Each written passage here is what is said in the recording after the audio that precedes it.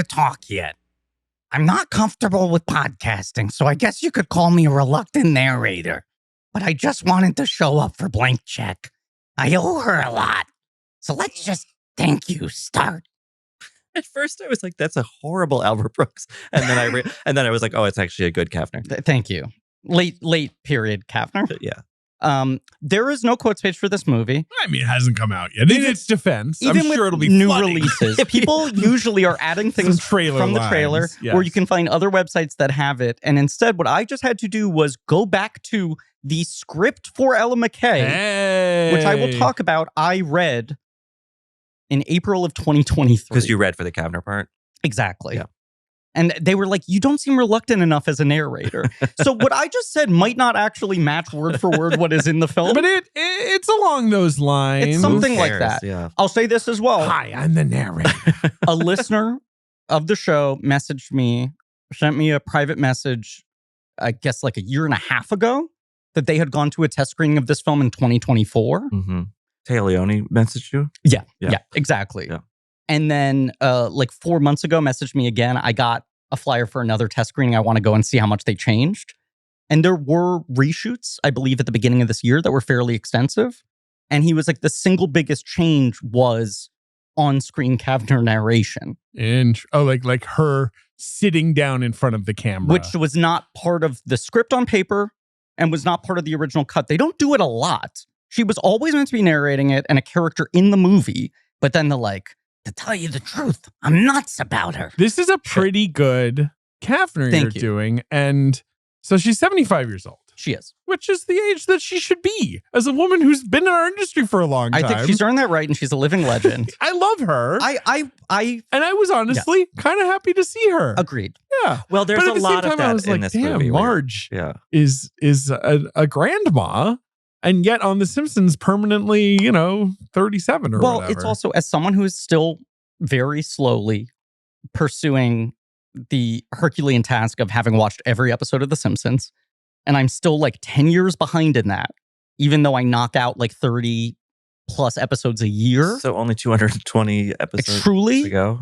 Like, I feel like, man, their voices have all really gotten bad and they're sounding really old. And yet when I see a clip from like a new episode, it is astonishing. And it feels really uncanny, but seeing her on screen doesn't have that same effect. The problem is that Marge still looks the same age and now sounds like this. That's seeing right. oldie Julie Kavner. I'm like, yeah, no, she sounds healthy. Yeah. This is just her voice. That's who. And in some ways, the brain does a trick where you're like, that's what she was always like. Yes. And it's like, no, that's not actually true. Right. I read something that Brooks has known her since she was 19. Wow. What was a 19-year-old Julie Kavner like? Hi, you want to go to the soccer? Basically that. So James L. Brooks is 10 years older than her. So he would have been 29. Oh, I hope he knew her in the proper context. There was no hanky-panky back then. The tagline for this film, Griff, that you couldn't find, because I think one of the posters just says a new comedy from James L. Brooks or whatever, is this the original poster that's her and Jamie Lee Curtis grabbing each other? Jamie Lee Curtis is sucking her life energies via her neck. A poster that was thankfully replaced with the main marketing image. Iconic image. The stickiest posture, the stickiest the suddenly pose. iciest, like... I don't know how she does it. Yeah. I nailed that fucking pose. It was astonishing. Gen Z's favorite thing in the world is the Ella McCay challenge. And we want to make sure all of our listeners know there's still time. Just because the episodes come out, just because it's like past opening weekend, you're not too late to contribute to the Ella McCay challenge. Do the pose in front of the poster. But Ben and I took pictures of each other doing it. And mine was so fucking smashed by Ben's success. Yours was fine. I'm going to say we shouldn't even post mine. I was like, Ben, let's like try it and I'll give you notes to adjust it. And on the first try, nailed it. Lined up perfectly. Well, one take Hosley, they've always called it. And it's a tough pose to do because it is standing on one foot. No, I mean, I physically don't think I could do that anymore. Like, I don't know how she does my it. decrepitude. I don't know how she does it. Yeah. And Lieutenant Governor, the tagline was a story about the people you love and how to survive them. Oh, which is so like, generic. A podcast about the people you love and how to Ben survive just showed me the photo. It suppose is so. actually. It's like a perfect match. I have to say, it's better than your Cavner. It's crazy. It's really good. Because you look at it and you're not even like, oh, he's close. You're like, every No, it's exactly it. angle is identical. And it's a tough pose to maintain. What's this podcast? This podcast is called Blank Check with Griffin and David. I'm Griffin. And I'm David. Nice. It's a podcast about filmographies, directors who have massive success early on in their careers, and I give it a series of blank checks. Yeah, I did the Julie Kavner aging. Given a series of blank me. An hour into whatever this, crazy passion projects they want. an hour into this podcast, it's just going to be me talking because you guys will have destroyed your voices with Cavner. Cavner. Yeah. Sometimes I bounce, baby. Many years ago, we did a miniseries on the films of James L. Brooks. Yeah, when was that? It was actually? shockingly long ago, actually. 17 or 18? Yeah. Yeah, it was a long And what time was ago. it called? It was called As Pod as Podcast News. Oh, yeah. that's I fine. wanted to call it As Pod as It Casts, and that Right. was one of the early we're going to fight about the title in every episode miniseries. But podcast news, that was a great the nice art of us all on the TV and all that. And you made the argument, which was fair, of cast. He made a movie with the word cast in beyond the that, he made a movie with called Oddcast. Oddcast. Yes, right. You were like, Griffin, Even more. come on, we can't not do this. We covered It him. was in 2018, early 2018. And I would say, so at that point, we're 8 years past How Do You Know? Yep. Which felt comfortably like the last movie he will ever make. Right. It was like, I guess James L. Brooks, the man is approaching his 80s. He's basically retired. The size of the Let's flop. survey his career. No one's going to let him do this again. Does he have the energy to even try to do this again? I had heard stories from people who worked on that film and people who auditioned for that film where they were like noticing how much, since he takes such a long time in between films, he was like, I forgot it takes this much energy. That he was seeming worn down by trying to get through another movie. And yet, here we are, 15 years after How Do You Know? 15 blessed years. James L. Brooks returns a follow-up new release to a miniseries I thought would never fucking happen. I will say I probably would have put the odds about the same as the directors we've covered who are dead. Right. It is astonishing Suddenly that this there's a movie new exists. Buster Keaton movie that yeah. And, you know, he's a blank check guy. He had a couple massive successes, but He might also be among the blankest of checks in a way. I got you this character poster for Steve Zahn in Anaconda.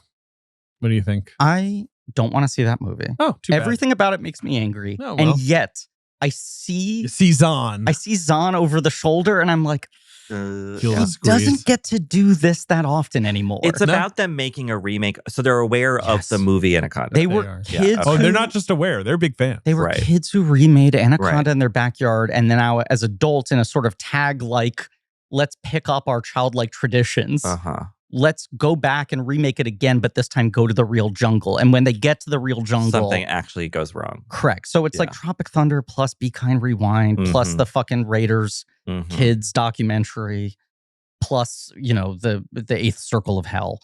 Sounds great. But we don't let Steve Zahn do broad studio comedies anymore. So I guess they have my $20 or 32 and 40X or whatever, so I can feel some fucking snake spit at me.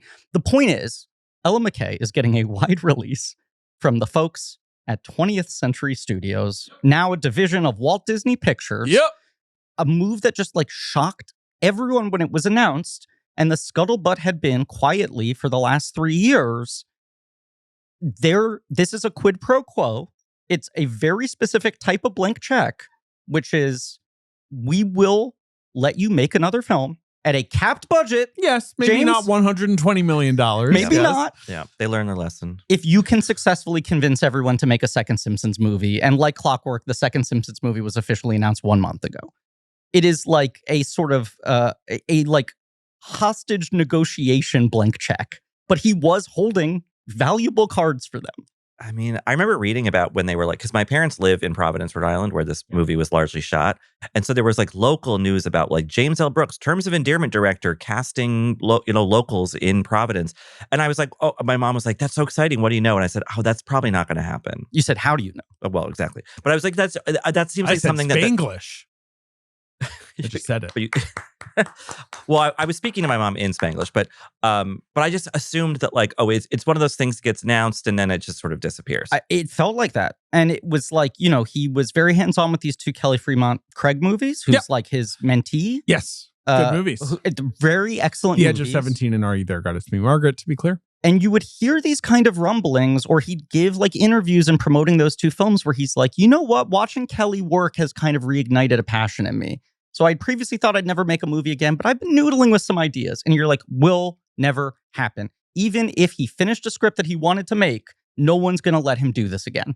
How Do You Know was just such a fucking calamity that one could argue kind of killed the studio comedy. I think that's like as serious a culprit as anything. Where It that dealt a bit of a blow. Yeah, I think it also like hastened the end of Nicholson's career. it hastened like everything. Yeah, it was it COVID? It certainly Truly. it Somehow like stopped responsible. it stopped Owen Wilson from being a movie star. It sent Reese Witherspoon to television. It was like a Like- Chernobyl like- level. It did a lot of shit. The way it like poisoned everyone who Rudd, came within kind like of 1,000 unscathed? miles. Rudd, you know, Yeah. he was fine. Yeah. Yeah, I mean, it's like thankfully he had Marvel coming up soon. Like truly. Yeah.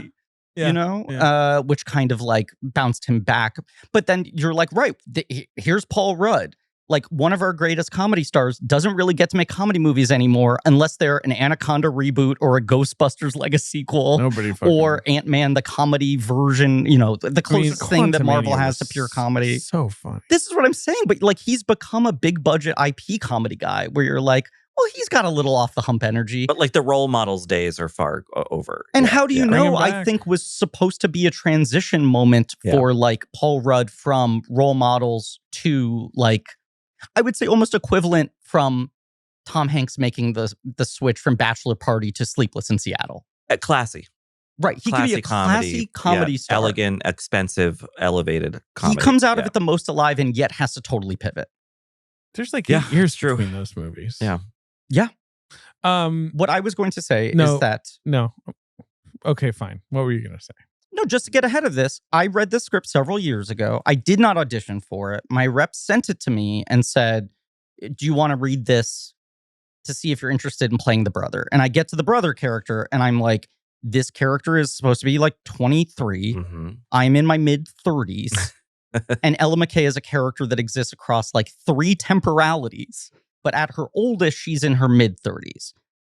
If they cast an actress who is like late 30s and age her down for the earlier stuff, then maybe we can put a fucking wig on me and 1,000 pounds of makeup and I And can you would pull sing this waving off. through a window I for was some like, reason. this is the exact part I would have wanted to audition for when I was 22. Of course. Like even reading it, I was like, fuck. Mhm. And the second they were like, it sounds like he wants to cast Emma Mackey, I was like, I'm Yeah, not so- putting myself on tape. This is embarrassing.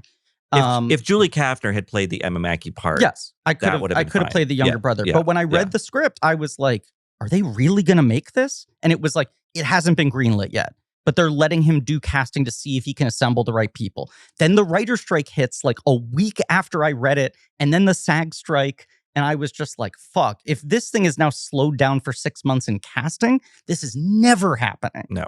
Yeah. And you said But- it was really long, right? The script. The script is longer. Yeah. But who's our guest? Oh, yes, right. Our guest today, and talking about Ella McCay, a Yes. movie starring Emma Mackay, So true. is McCay. the great Richard Lawson. Hello. Now, usually when you come on the show, we introduce you with the Uh-huh. same old tired bylines. Yeah. Oh. So I was let go from Vanity Fair because they found out I had been sleeping with Congressman Barney Frank for a number of years Boo, hiss. Nipples visible. while reviewing his films, his many, many stag films. And Remember- also to be Remember that clear, Trump tweet about Barney Frank? yeah. Yes. no, the real problem was that you were sleeping with him in the side apartment of a government building. You know that. Yes, You- come on. you It's know a that simple old thing. trail to. Yeah. These narratives are distinct and clear, Griffin. There's no question. I swear I'm not going to do this, what was different in the script thing. And I even went out of my way to not reread the script so that I wasn't being persnickety about that. But I feel very confident that in the original script, the affair was happening in the phone call center, Which would make a which fuck they up a take lot more so much time to set up in this Yeah. movie, and then it doesn't really impact anything. Mm-hmm. But instead, they're like, it turned out there was an apartment in a government building that no one uses that we snuck into. Because I guess if the affair happened in the phone I call think then building, it it would wouldn't be have been a above crime. board. It wouldn't have been a crime. I mean, that look, the entire quote unquote scandal is engineered in this way to make nobody's fault and nobody's really done anything wrong, and you know what I mean. Like it's like They were just trying to make a baby. Be calibrated in this like really inoffensive way. If anything, kind of one of the big conceits It'd of be funnier this if movie. she like shot someone. If like, what if someone got caught in a scandal that actually doesn't mean anything to anyone, Right? but technically could be used to take them down, even if there's no real offense being committed here. Right, like Watergate. And in my memory, exactly. So true. They just want to read the files. That's all. Let him look. Why not? What have you got to hide, Democrats? Huh?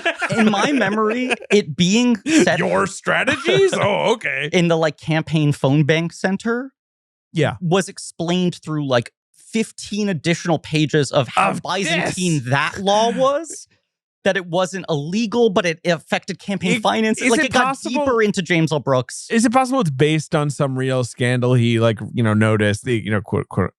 You hear this shit about him where he was like spending 5 years researching retired female softball players for How Do You Know? Because he's just like, I got very caught up in their lives and like no one talks about this. And I had to research for 5 years before I could even write a single word. And this feels like there is some case he heard about. Yeah. Of like, that's weird that there are laws like But this. a funny technicality. Right. And yes. whether he And came up with an imaginary one sparked by that idea or he based it around a real thing, I don't know. And he did like interview a lot of politicians like in the writing process, right? So like I wonder if he talked to a lot of female politicians who were like, yeah, when you're like that busy, but you're trying to start a family, it's actually really hard to find time to do and Sure. so maybe that, I don't know, but it's something. It's like there was a better way to include that idea in the story. I feel the way about almost everything in this movie. A movie that I did not hate. Yeah. But is certainly gas leak cinema. Yeah. Is you saw it, David, and came back to me and said, I kind of liked it. And I was like, that's exciting. And you went, I mean, it is like handily by default his fourth best film. Right. But that's there's a big gap. Even people who hate Wait, this movie, I fourth think best. will So- need to concede it as his fourth best film. Does that make Spanglish? No. Or? No. Well, someone in this Wait. room is probably going to... Wait. As Well, good as it gets. I re-listened to the Yeah. Spanglish episode and I'd forgotten how endearingly Ben really liked the movie. I think it's fun. It's a great And your contributions in that episode are lovely because it's like tempering my disdain for I saw this movie aspects of it. with Ben Hosley earlier this week, and he turned to me the second it was over, and do you know what he said? Ben? Kind of liked it. Good. Excuse I me. see that Excuse me. No, you said, I loved it. Yeah. I did. while doing the pose. Yeah. No, I really on the did subway. love it. I don't know. I'm glad. And I'm not Yeah. sure. I've been thinking about how to mount a defense for it. And I don't know how even to, other than, and it's the same thing with Spanglish. I like these small stories about regular people that I find somewhat endearing, though often at times annoying, but that feels authentic. And even the tete-on-tete kind of repartee dialogue kind of stuff, it doesn't grate me, even though I would like expect it to. I actually just like, I lock in. We sat next to the great Bob Marshall, and Ben's, what are you guys talking about? I loved it, was in response to me saying, yeah, it's kind of bad, but it's the type of bad movie I've really missed. And a type of bad movie I greatly prefer to most of the shit that studios are putting out. I miss that genre of movies so much. Your, sister brother podcast, This Had Oscar Buzz, did an episode recently on used people, like a very forgotten, Truly like who's in that? Shirley MacLaine, right? Yeah.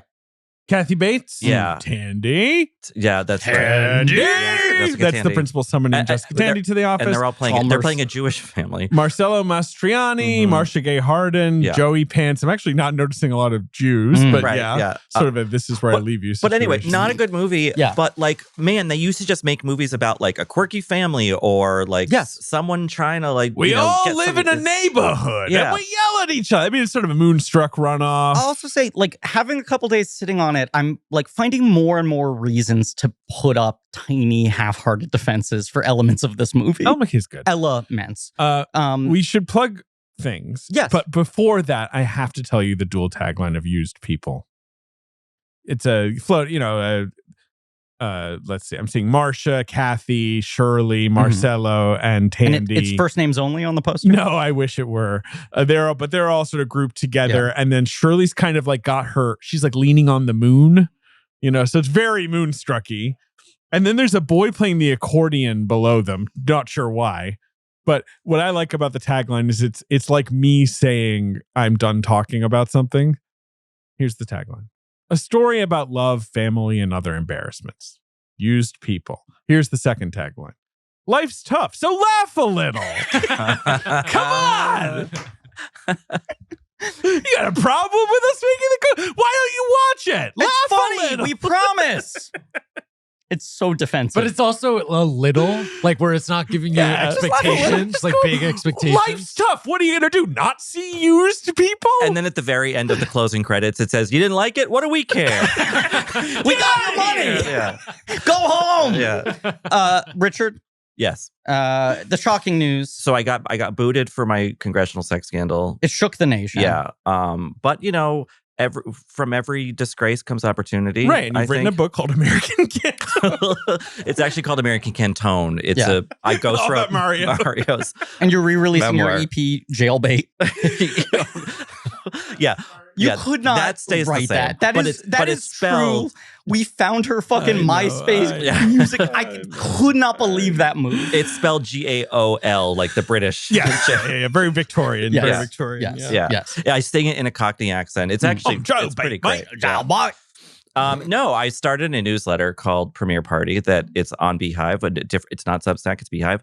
It's going to be movie reviews and other things, recaps. Probably the recaps will live behind the paywall, like Traders recaps, maybe some other shows, reality shows. Very excited about that. In the glorious days of recapping, you were one of the internet's greatest. People may harder. forget. Thank you. It's Hard the only to- reason I have a career, frankly. Mhm.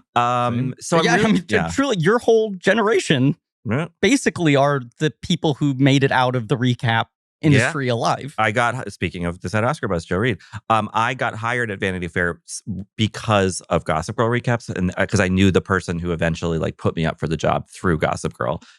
So anyway, I'm excited to get back to that. I hope that your listeners, whom I love and I've been with for a long time now. You have. This podcast is One of our oldest 10 and years dearest friends.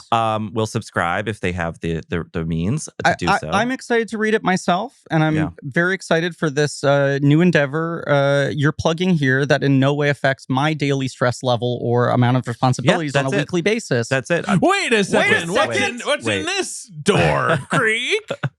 What's in this congressional apartment?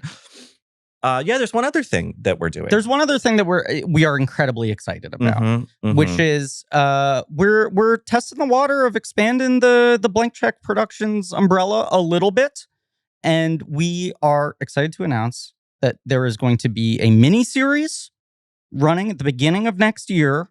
It will be on our feed, the same feed you're listening to right now. There will be a second release episode later in the week, every week, 2 a week. Richard, do you want to tell people what the show is? Yeah, it's going to be a recap of the second season of Designing Women. So get watching now. We've heard your cries. We're finally answering them. Yep. Can't wait to talk about, Gene Smart back when. It's called Pod Signing Wimcast. It's called Meshack Taylor Burr. Cast.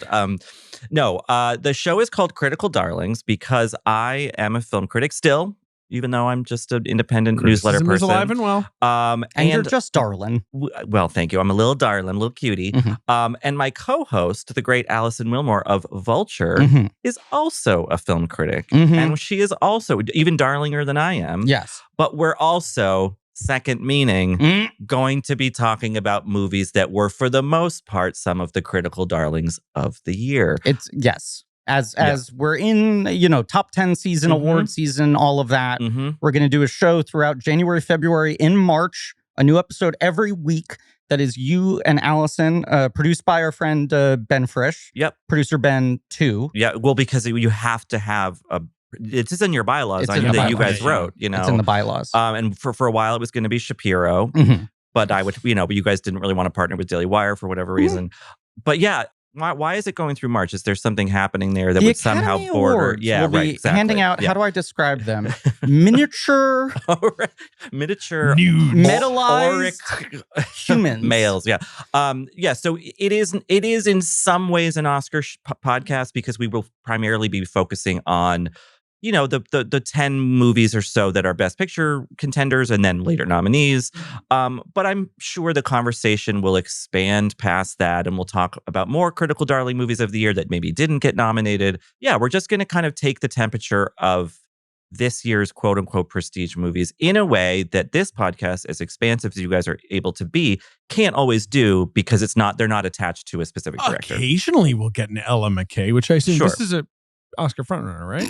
It already won. Oh, Yeah. good. Yeah, they called the ceremony off. Yeah. We all know where this is going. It's kind of a bummer for the new podcast, but Right. but whatever. We'll make do. It's like The when race is over. other candidates have announced they're stepping down. Yeah. Hamnet has pulled out of the race out of deference. Hamnet is throwing its delegates to Ella McCay. Jesse Buckley committed seppuku in front of Julie Kavner. But you and Allison are two of the best and two of the dearest friends of the podcast, and I think are people I'm always excited to read or listen to in any format, talk about what's going on. And our show obviously is often recorded very far in advance. Yeah. And people love when they get to hear our new release episodes where we're talking in a tighter window and can speak more about current events. I think this show will also serve that function of being able to talk about what's going on in the movie world that week, how the sort of narratives of a year of cinema get formed. That's really what happens at the beginning of every year is we start to basically assemble the yearbook of how that year that just ended will be talked about.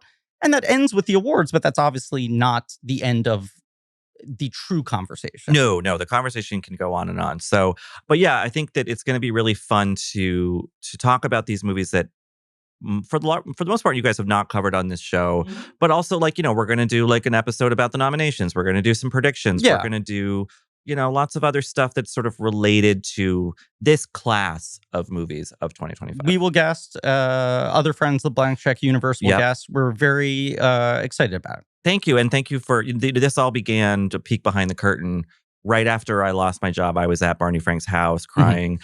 And I texted Is you guys. Barney Frank still alive? It's a good shoulder to cry on. I don't know. He's from my home state. Was he your congressman back in the day? No, he's more southeastern Massachusetts. So actually, He's still alive. where I He's still spent summers. He's the same age as James L. Brooks, but- 85 years yeah. old. But I texted you. I think it was like a couple days after I got the news. Kind of like not serious. Like, hey, you want to do a spinoff podcast?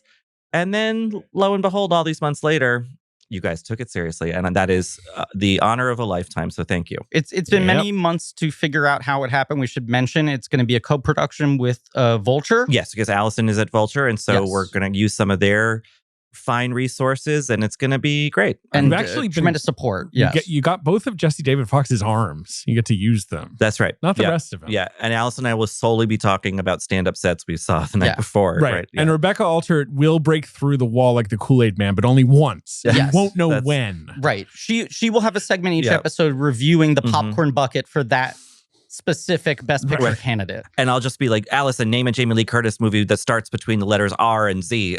Like, The Ellen McCay popcorn bucket has not been selling super well, which is the shoe turned sideways. it's hard to fuck. That's the problem.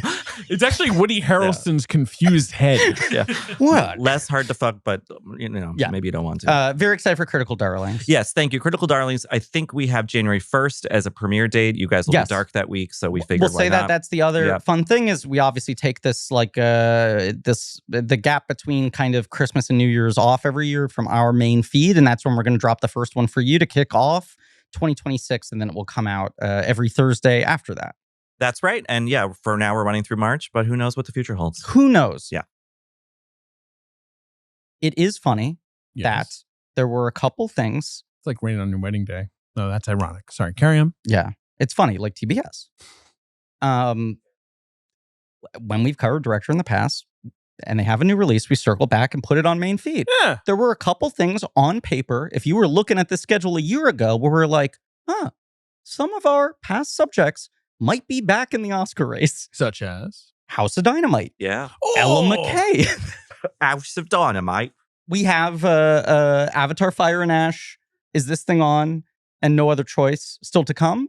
But certainly none of those movies feel like significant frontrunners. No, Yeah. certainly not. But they're all films Weird that year. were certainly positioned and have been released in this corridor for that purpose. They are very much fall to Christmas movies. Yes. The original announcement was that Disney Fox was putting this in September. It was like, that feels like the obvious place to burn this off if you don't have a lot of faith in this. Everyone was saying like, oh, it's messy. And you're like, sure, it's James L. Brooks. Like, yeah. And no. then they pushed it to the week before Christmas, and Yeah. people were like, are they feeling good about it? Like, that's not an obvious place to bury a movie. No. Played 0 festivals, Not even like AFI or anything. It's No. yeah. We will not know at the time of this recording how it's performing at the box office. But I'm expecting. guess. Yeah. Well, is it going to be 40 million, 60 million? We're just not sure yet. Friday? Yeah. Oh, I'm not sure. Yeah. I don't China think is going to be enormous, bigger than Zootopia 2. I said with zero disrespect, I could see this being the first movie to open to negative $1 million. I don't think it's going to make a lot of money, and I don't think it's going to get good reviews. And a lot of that is you can just see Disney being like, we don't even know how to fucking market this type of movie anymore. Because all of the people who used to are retired or dead. It's also the audience for this kind of movie seemingly, is not really there in theaters anymore. And I like this movie. I think it's an interesting little thing, but I'd be the first to admit that it's kind of hard to explain what it is, and it's messy in that James L. Brooks way of it's got a lot of ideas and a lot of characters. And I mean, the poster has 9 people above the title, some of whom are famous. I mean, it's so funny to this point. First poster is Jamie Lee Curtis grabbing her shoulders, the tagline you mentioned, and that's clearly Disney being like, people like Jamie Lee Curtis now, right? Right. Let's really sell this as a Jamie Lee Curtis she's been movie. winning awards, right? Right. We have Freakier Friday coming out the same year. Right. And then they She's transition. playing a brassy matriarchal figure. Right. An aunt, actually. But yeah. Right. And in a supporting part. Yeah. Then they transition to the infamous Pose poster on just a stark white background, trying to position it as like, this is James L. Brooks trying to make another star-making movie, a vehicle for an actress leveling up. Mm-hmm. And then as it did for Taya, and exactly. Yep. This final poster has been that same image, but now with like 27 they put floating heads around They put her. some square floating heads. We need every recognizable they got face 6 who's in in there. this They movie. got 6 heads next to Ella. So they got Kumail, Jamie Lee Curtis, Woody Harrelson in the most normal, regular wig ever. That's two a of the Rhode most Island normal wig. wigs. Yeah. Albert Brooks, Io, our friend Io Debiri, who is Debris, who is almost a spoiler to put on the poster, just the way the movie treats that character. And then Jack Lowden. So they're not putting Spike Fern on the poster, despite him being, I suppose, a big character because he's not very well known. I would argue he is the second lead. I of mean, this he movie. sort of is, but I mean, whatever. Surprisingly big part for someone who doesn't show up for a while or know how to act. And I'll also say from having your brother texted me about him. I will say from having I'm sure he did. Yes, read the script. Yeah, the part feels bigger in the final movie than it did in reading it, because it feels like the stuff they cut out was in the other plot lines versus every single second of the brother plot line is in there. And also I remember it being a little more dispersed.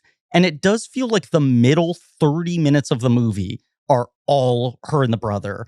And then this big denouement with Io, who this movie was cast long ago enough that she basically agrees to do this like right after season 1 of The Bear. Yeah, it was like James L. Brooks. And now they're marketing it with her face on the poster. And Ben was like, did they cut most of that character out? I'm like, no, it was always this one scene. Big scene. Small part, Yes. yeah.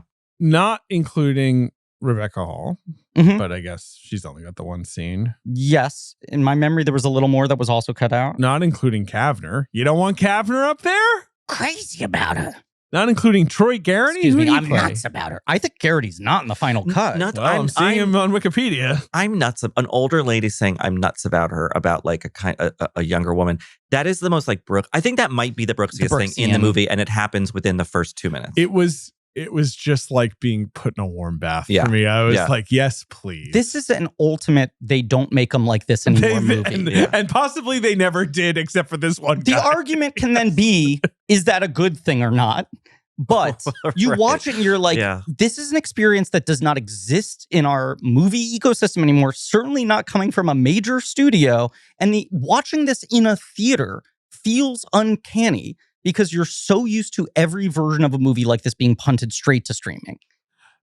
I saw this film at Disney's headquarters. Which was a weird experience. Yeah, you were there, right? Yeah. Which is they have a fairly new building down in downtown Manhattan. Yeah. With a gorgeous theater. And also that is for a huge. studio screening room, enormous. Like you go to like Universal screening room's pretty small. Even their old one was small. Yeah. Warner's screening room small. This is like state-of-the-art tech setup. Did you see Mickey? Or I didn't see Mickey. Pluto, Didn't or- see Minnie. You know what was sad is that all the Song of the South characters were in the lobby. Yeah. They were there. And that was kind of unfortunate. I've heard Pluto still largely work from home. Yeah, he's Yeah. he He got comes an- in, like, he once got a an month. exception. Yeah, he's Yeah. been fighting the RTO policy with the Yes. union. It's a whole thing. Yeah. And so yeah, it was one of those like, there's 200 seats, like take your pick. And I was like, right here, baby. Yeah. And I watched it with several other members of our critics award or organization, Yeah. which is why we were seeing it, and chuckled heartily and heard no other chuckles around Well, me. here's the thing about it is that I didn't You were love at the it. same screening. I was at the same screening.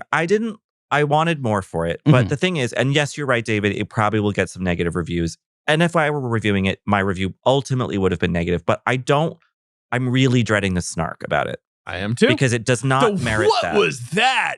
Kind It's of like reaction. it's an 85-year-old guy trying to harken back to a wonderful, as Ben pointed out, wonderful era of movies when a lot of movies like this existed. And I find nothing wrong with that effort. I agree. The execution, maybe, desires, but like, I don't know. I can't, I really am dreading that people being like, can you believe this scene? You know? No, it's a problem with a lot of our discourse. And I do think when this movie likely flops, it's going to inspire a lot of really annoying headlines from just sort of industry handicappers. We're not even talking about the artistry behind it or lack thereof.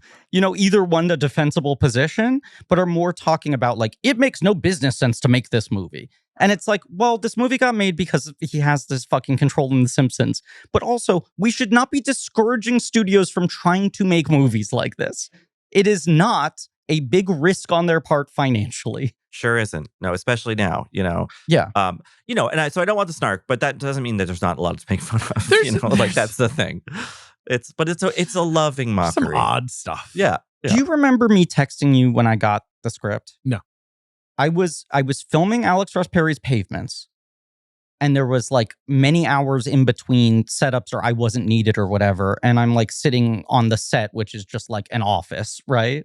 On a couch. And the script came through and I was like, oh, I'm going to read this immediately. And I texted the blank check group text like halfway through it. And I'm like, well, first I texted and I was like, holy shit. Because the movie reading new James L. Brooks hadn't been project. announced yet. Right. And I was like, there's a new Brooks movie they're casting and I have the script on my phone right now. And then I read it and halfway through, I'm like, guys, some of this is great. And it very much read, while not identical to the finished movie, like the movie, where I'm like, there'll be 15 pages where I'm like, what the fuck is Brooks on about? And then there's like 10 pages where you're like, oh shit, there's an idea here. And the dialogue's crackling. And this character's fun. And I said to the group when I finished it, my big question is, this reads like the best movie he's made in 20 years. Sure. But it's Again, a little default messy there, but and not perfect. Mhm. It feels very kind of vomit drafty. And even still, faint praise better than the last three. Or last two, I guess. And my question is this how like broadcast news read early before he massaged it and got it perfect? Or did How Do You Know half work on paper and then he totally lost it in the process? And you hear about how long and drawn out every Brooks production is, how he reworks things, how he rewrites things, reshoots things. And you're just like, this clearly isn't a final document, but which direction does this go in?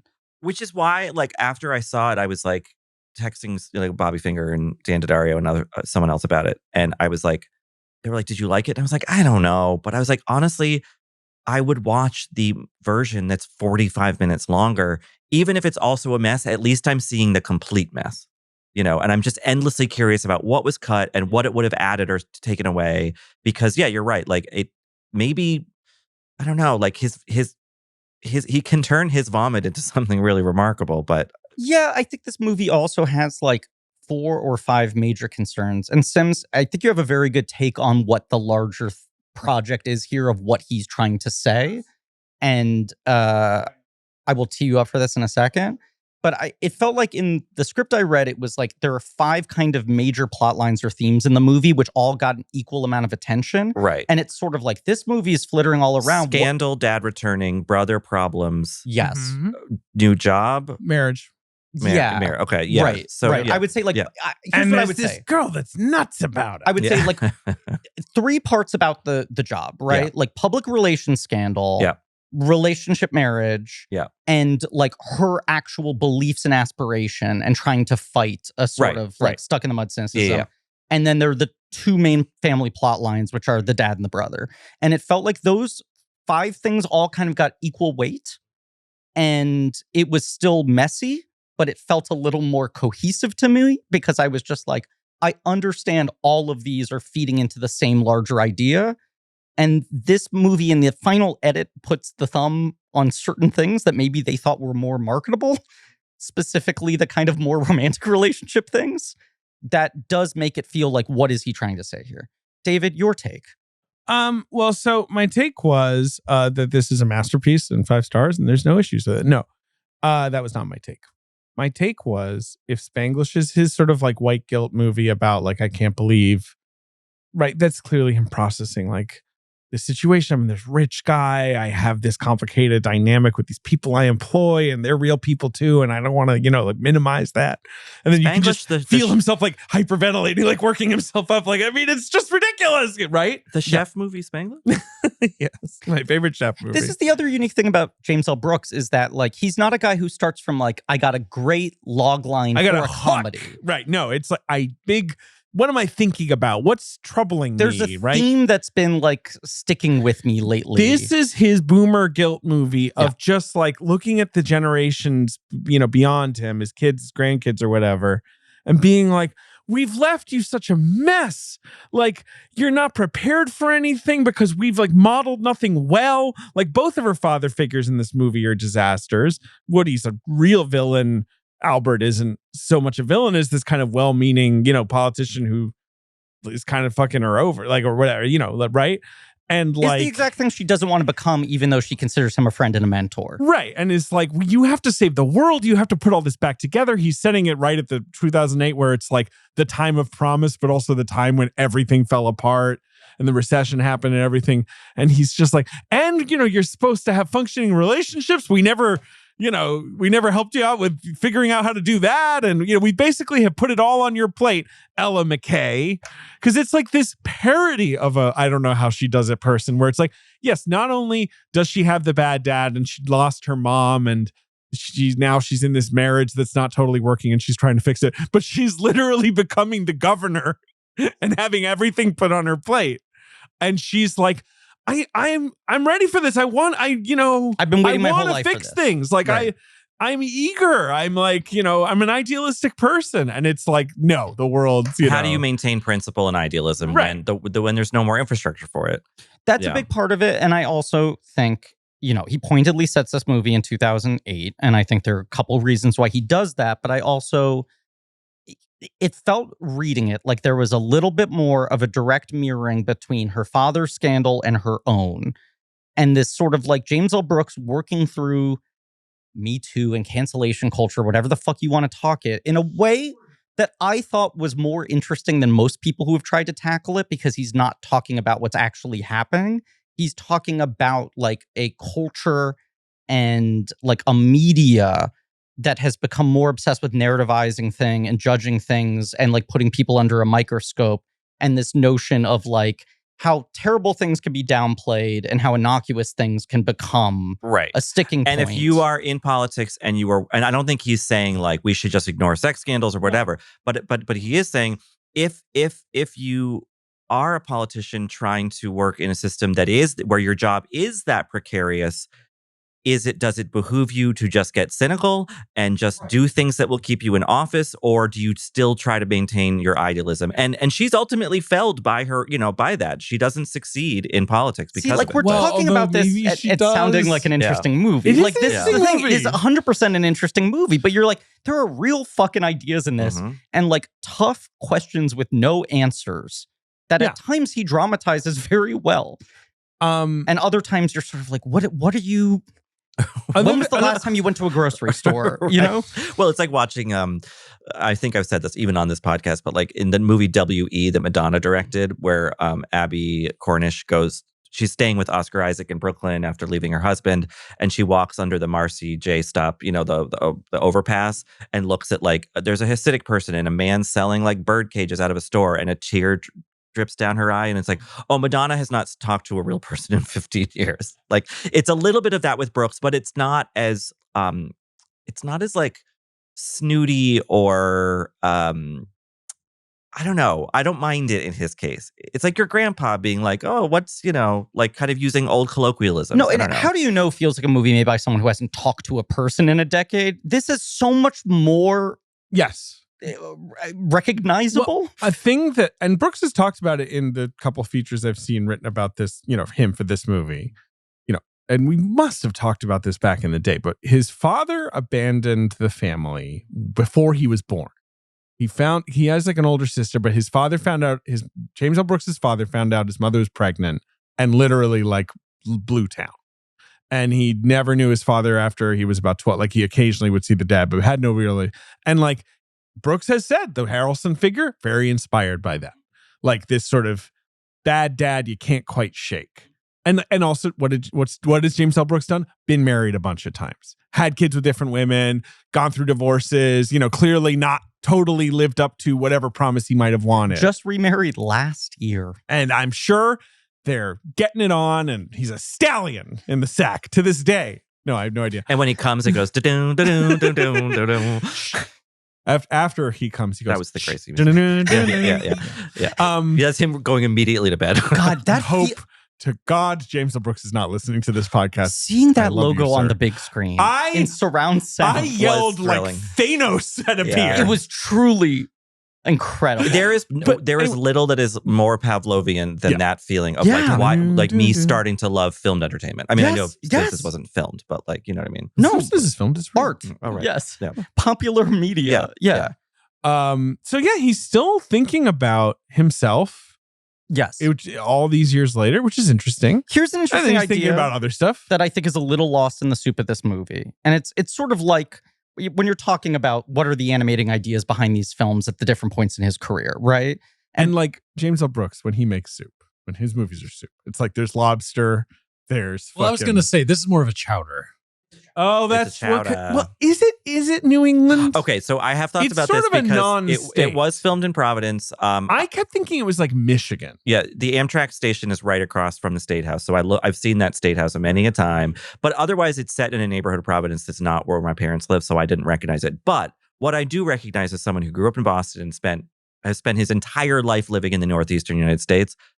There's no way you can fake that that's like Illinois. I really don't think. It's just topographically, the architecture. I mean, it was a chilly place. It's a chilly place. Chilly. It's certainly, I mean, it's obviously not Santa Fe, but like, I just think that like, he's kind of dining out on the assumption that a state that looks like this is probably blue, but I don't have to say it is. That's true. That's true. So it's that kind of like, broadly, like, is this Harrisburg, Pennsylvania? Could be, but that's maybe too much of a battleground state. So in a way, I'm like, just set it in Rhode Island then, because that is a solidly blue state with a lot of. But then everyone would have to be like, you owe $50,000 to the mom. Well, that's or whatever. True. It's like there's a mafia problem. The fact that this movie was shot in the last 5 years and they didn't force him to film it in like Belgrade is even anomalous.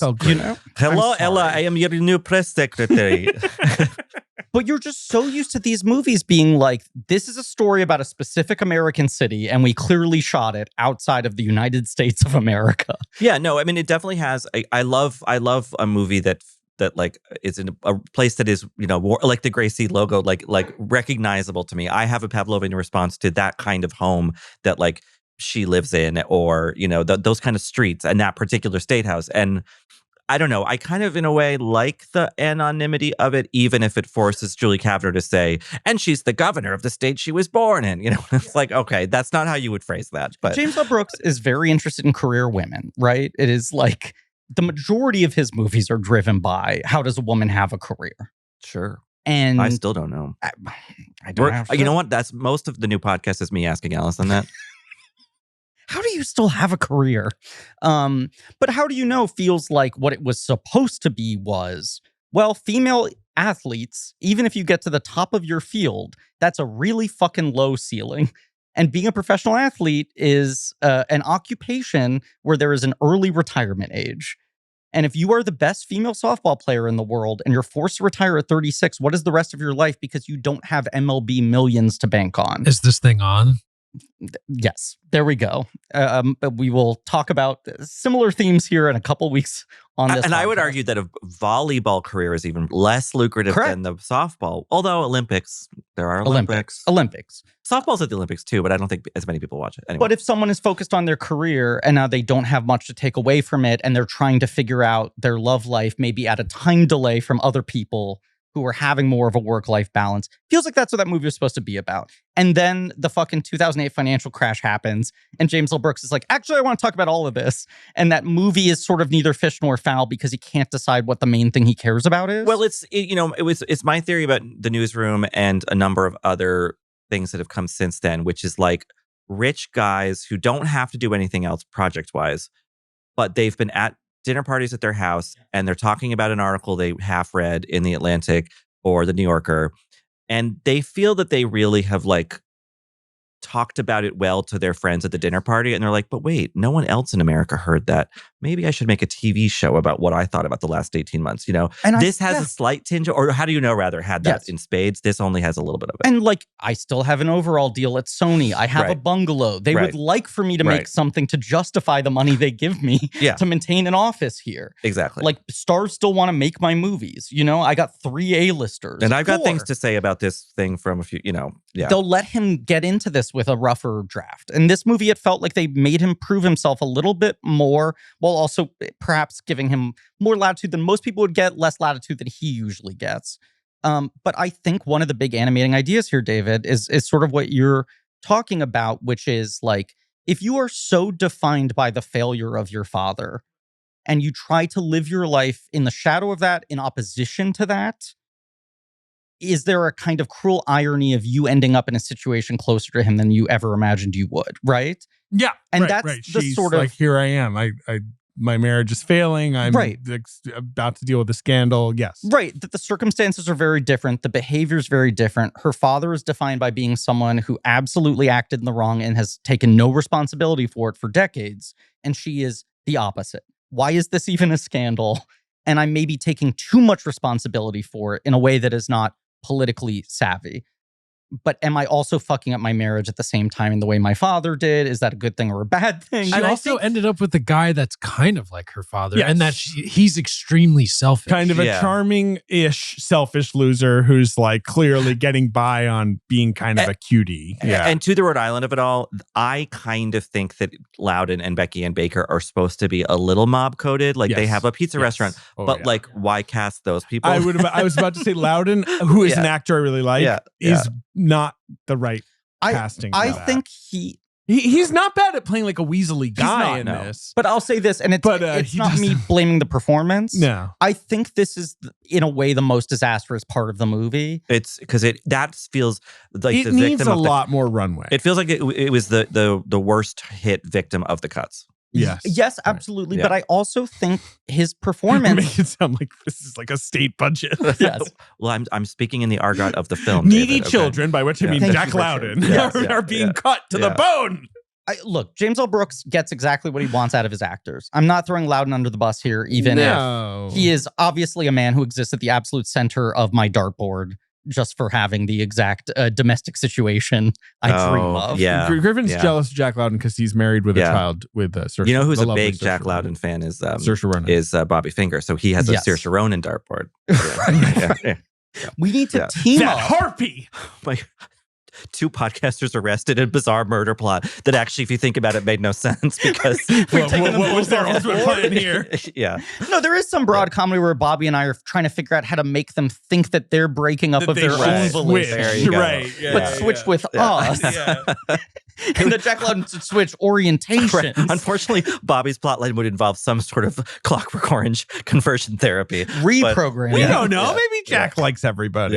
We don't. It's true. Come on the podcast. Jack, address me. I'm predisposed to be bone deep jealous of this man's existence, right? Anytime he shows up in a movie, I'm like, him?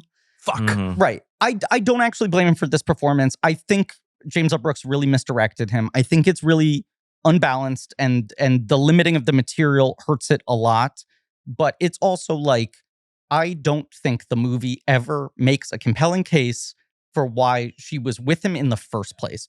And reading the script, I felt a little bit of tension in, is this guy hiding something? This guy is so good at charming people in a way that feels genuine. He's a little too likable, where what's that covering up?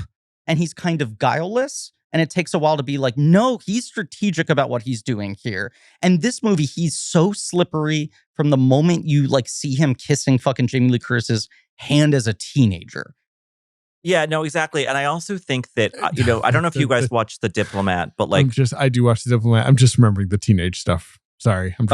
We should actually talk about that. But just real quick, Yes, that like Bradley Whitford plays Allison Janney's husband. So he's the first husband, and Yes. it's a man doing that role. He's I guess really good. he's the Doug Emhoff. But I also like Selena Meyer's When's he husband bad? in Yeah. Veep, or her Yes. ex-husband in Yes, Veep. it's I great. think that this role suffers because I'm like, I've seen this before recently. Yes. I Some think version of it. I could sort of buy that she ended up with this guy because she's such a driven person. She's got her career, that he just like is like, yeah, he's nice. And like, that solves that part of my life, to have this kind of nice guy all sewn up and I don't have to worry about it. But that needs more. I don't think they sell him being nice enough. I think the movie needs to rest on the idea that she is a person of such clear, unbeatable morals that her not being able to see him for what he is. And I understand people get blinded by certain things and whatever, but I'm just like, he feels like a Scooby-Doo villain from the beginning.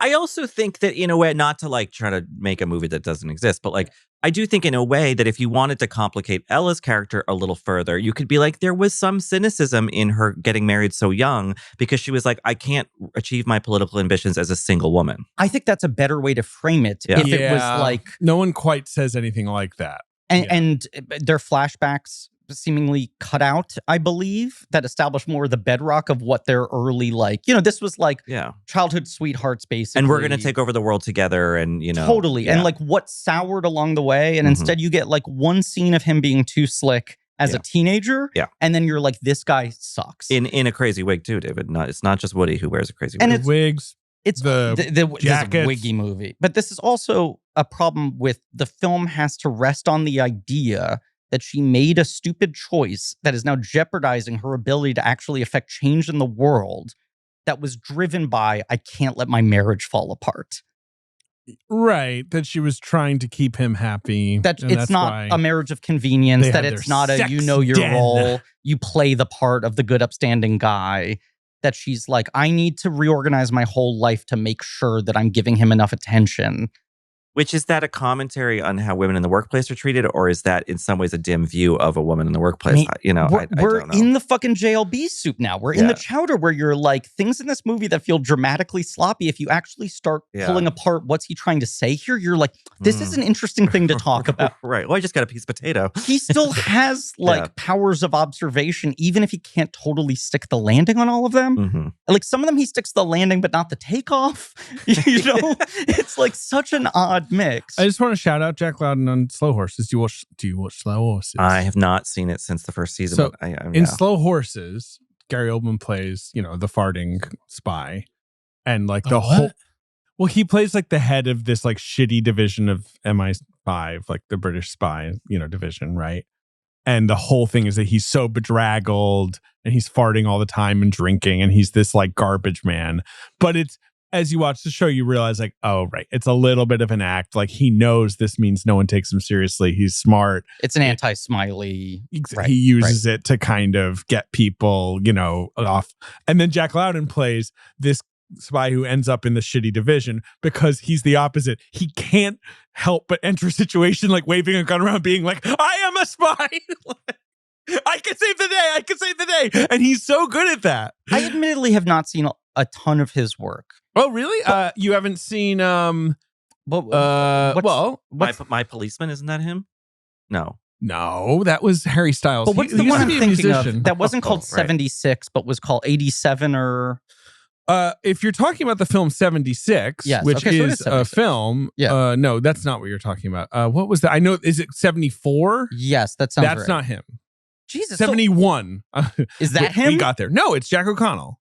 You're talking about the sort of IRA drama movie. Yeah, that was Jack O'Connell. Okay. Jack Lowden emerged. I mean, he's in little parts in British movies and stuff. Small part in Dunkirk. He's in Dunkirk. Yeah. I would say more than a small part. In Dunkirk, it was kind of like, who's that fucking hottie driving a plane? Like alongside, Tom Hardy. Okay. Right? And then he parachutes. Excuse me, he is in 71. He's just not the lead. Oh, you're right. He's not even in he's the 17th lead.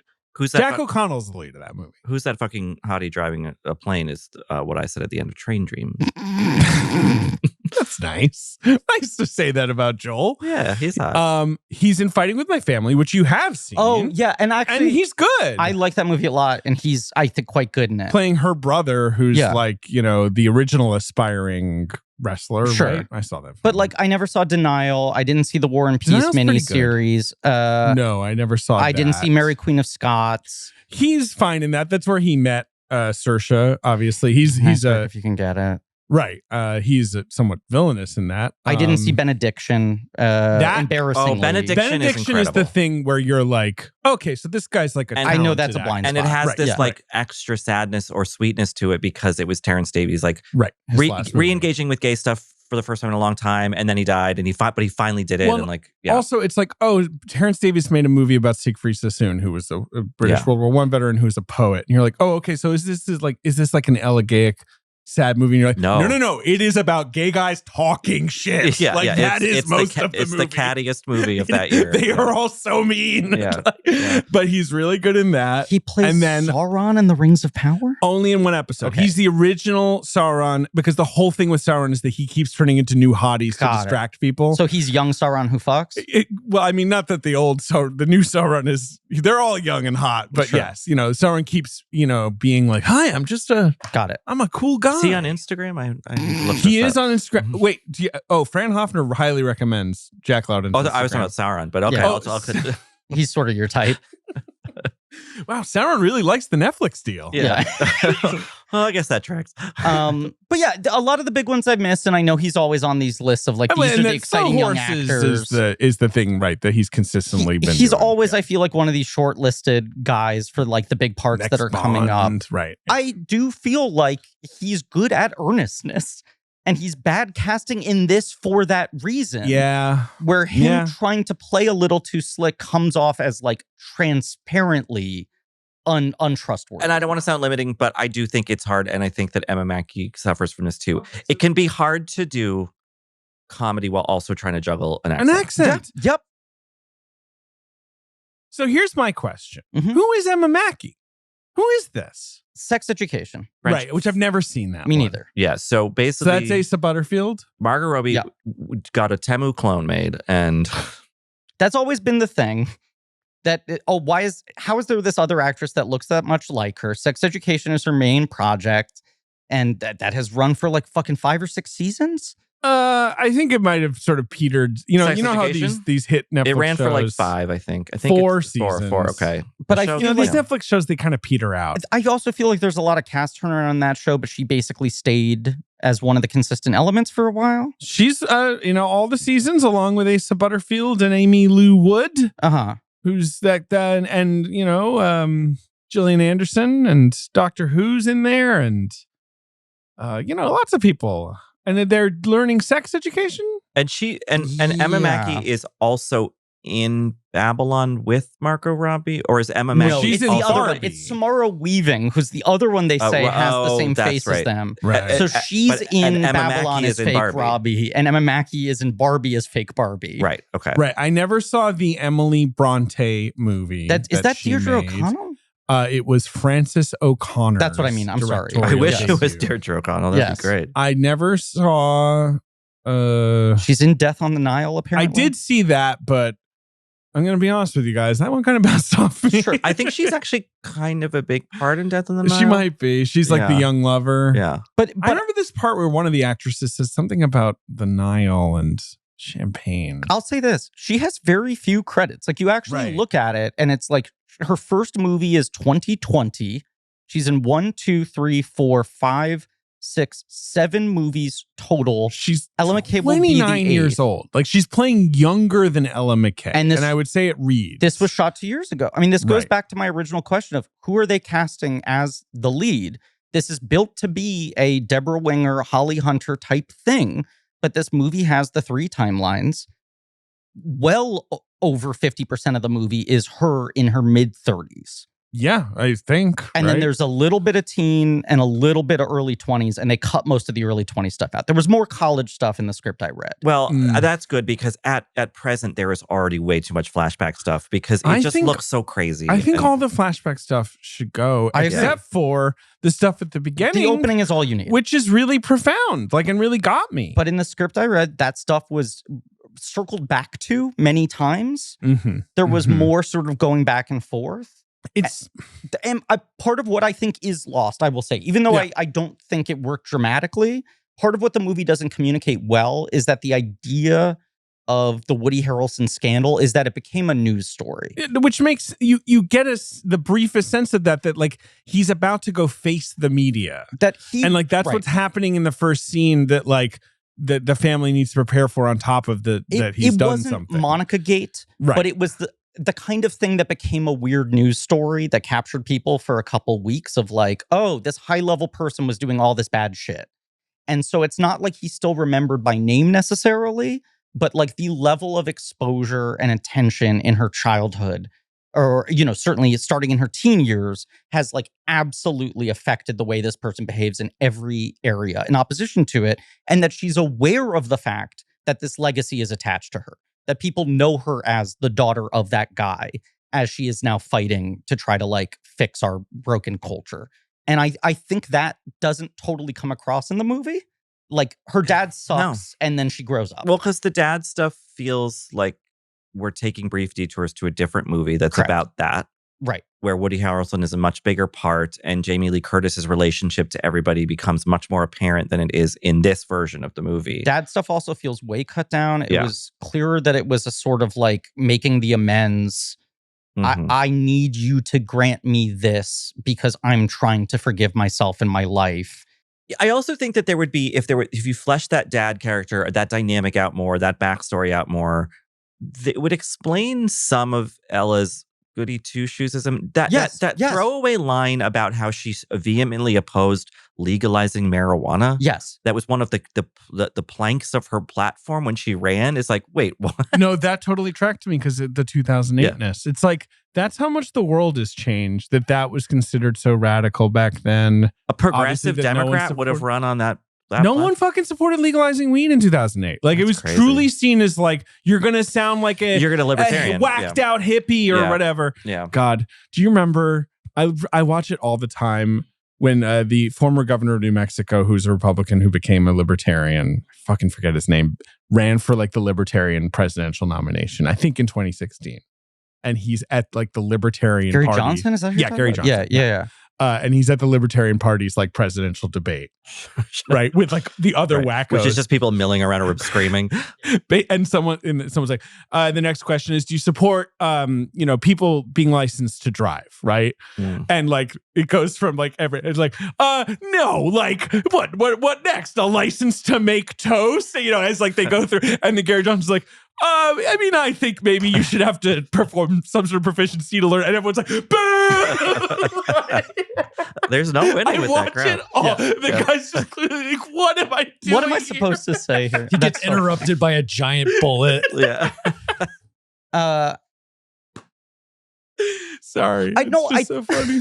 I think you're right, though, that like, what you don't get in this movie is that she has so wildly overcorrected for her father. Which is why no one can stand her. Exactly. It's become rigid and it's not just experiential, but it's also like her trying to fight the optics of how she's going to be perceived every time she enters a room where it's like, do you know that she's the daughter of that guy who 20 years ago? And not just that, but that she's young. She's this prodigy. She needs to overcompensate for being a young prodigy and all that. It shaped her moral worldview. And then on top of that, it shaped a defensiveness in how she lives in the world to try to be able to push her moral worldview through without ever bending. Albert Brooks is too old to play her dad, right?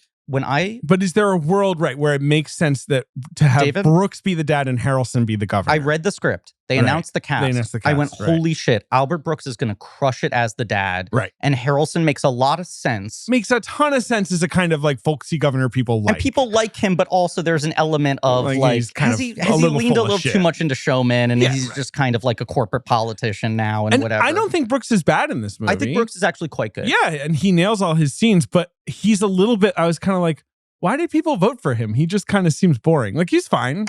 Here's another thing that I liked about the idea of Brooks playing this part. Not just that obviously, like, it's an inverse of his broadcast news character, but that it's almost like a souring of that guy in that, like, I think the Jack Lowden character is an unsuccessful attempt to make another William Hurt. Right?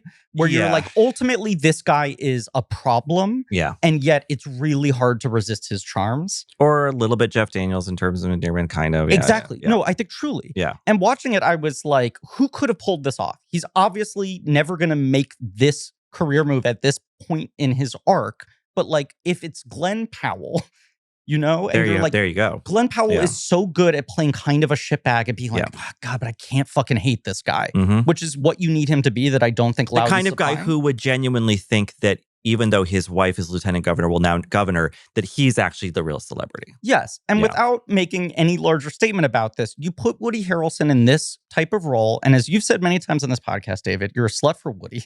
Woody rules. I love him. He's so much fun. Almost anytime he shows up in anything. And yet, introduced in this movie, you're like, of course this guy's fucking everyone.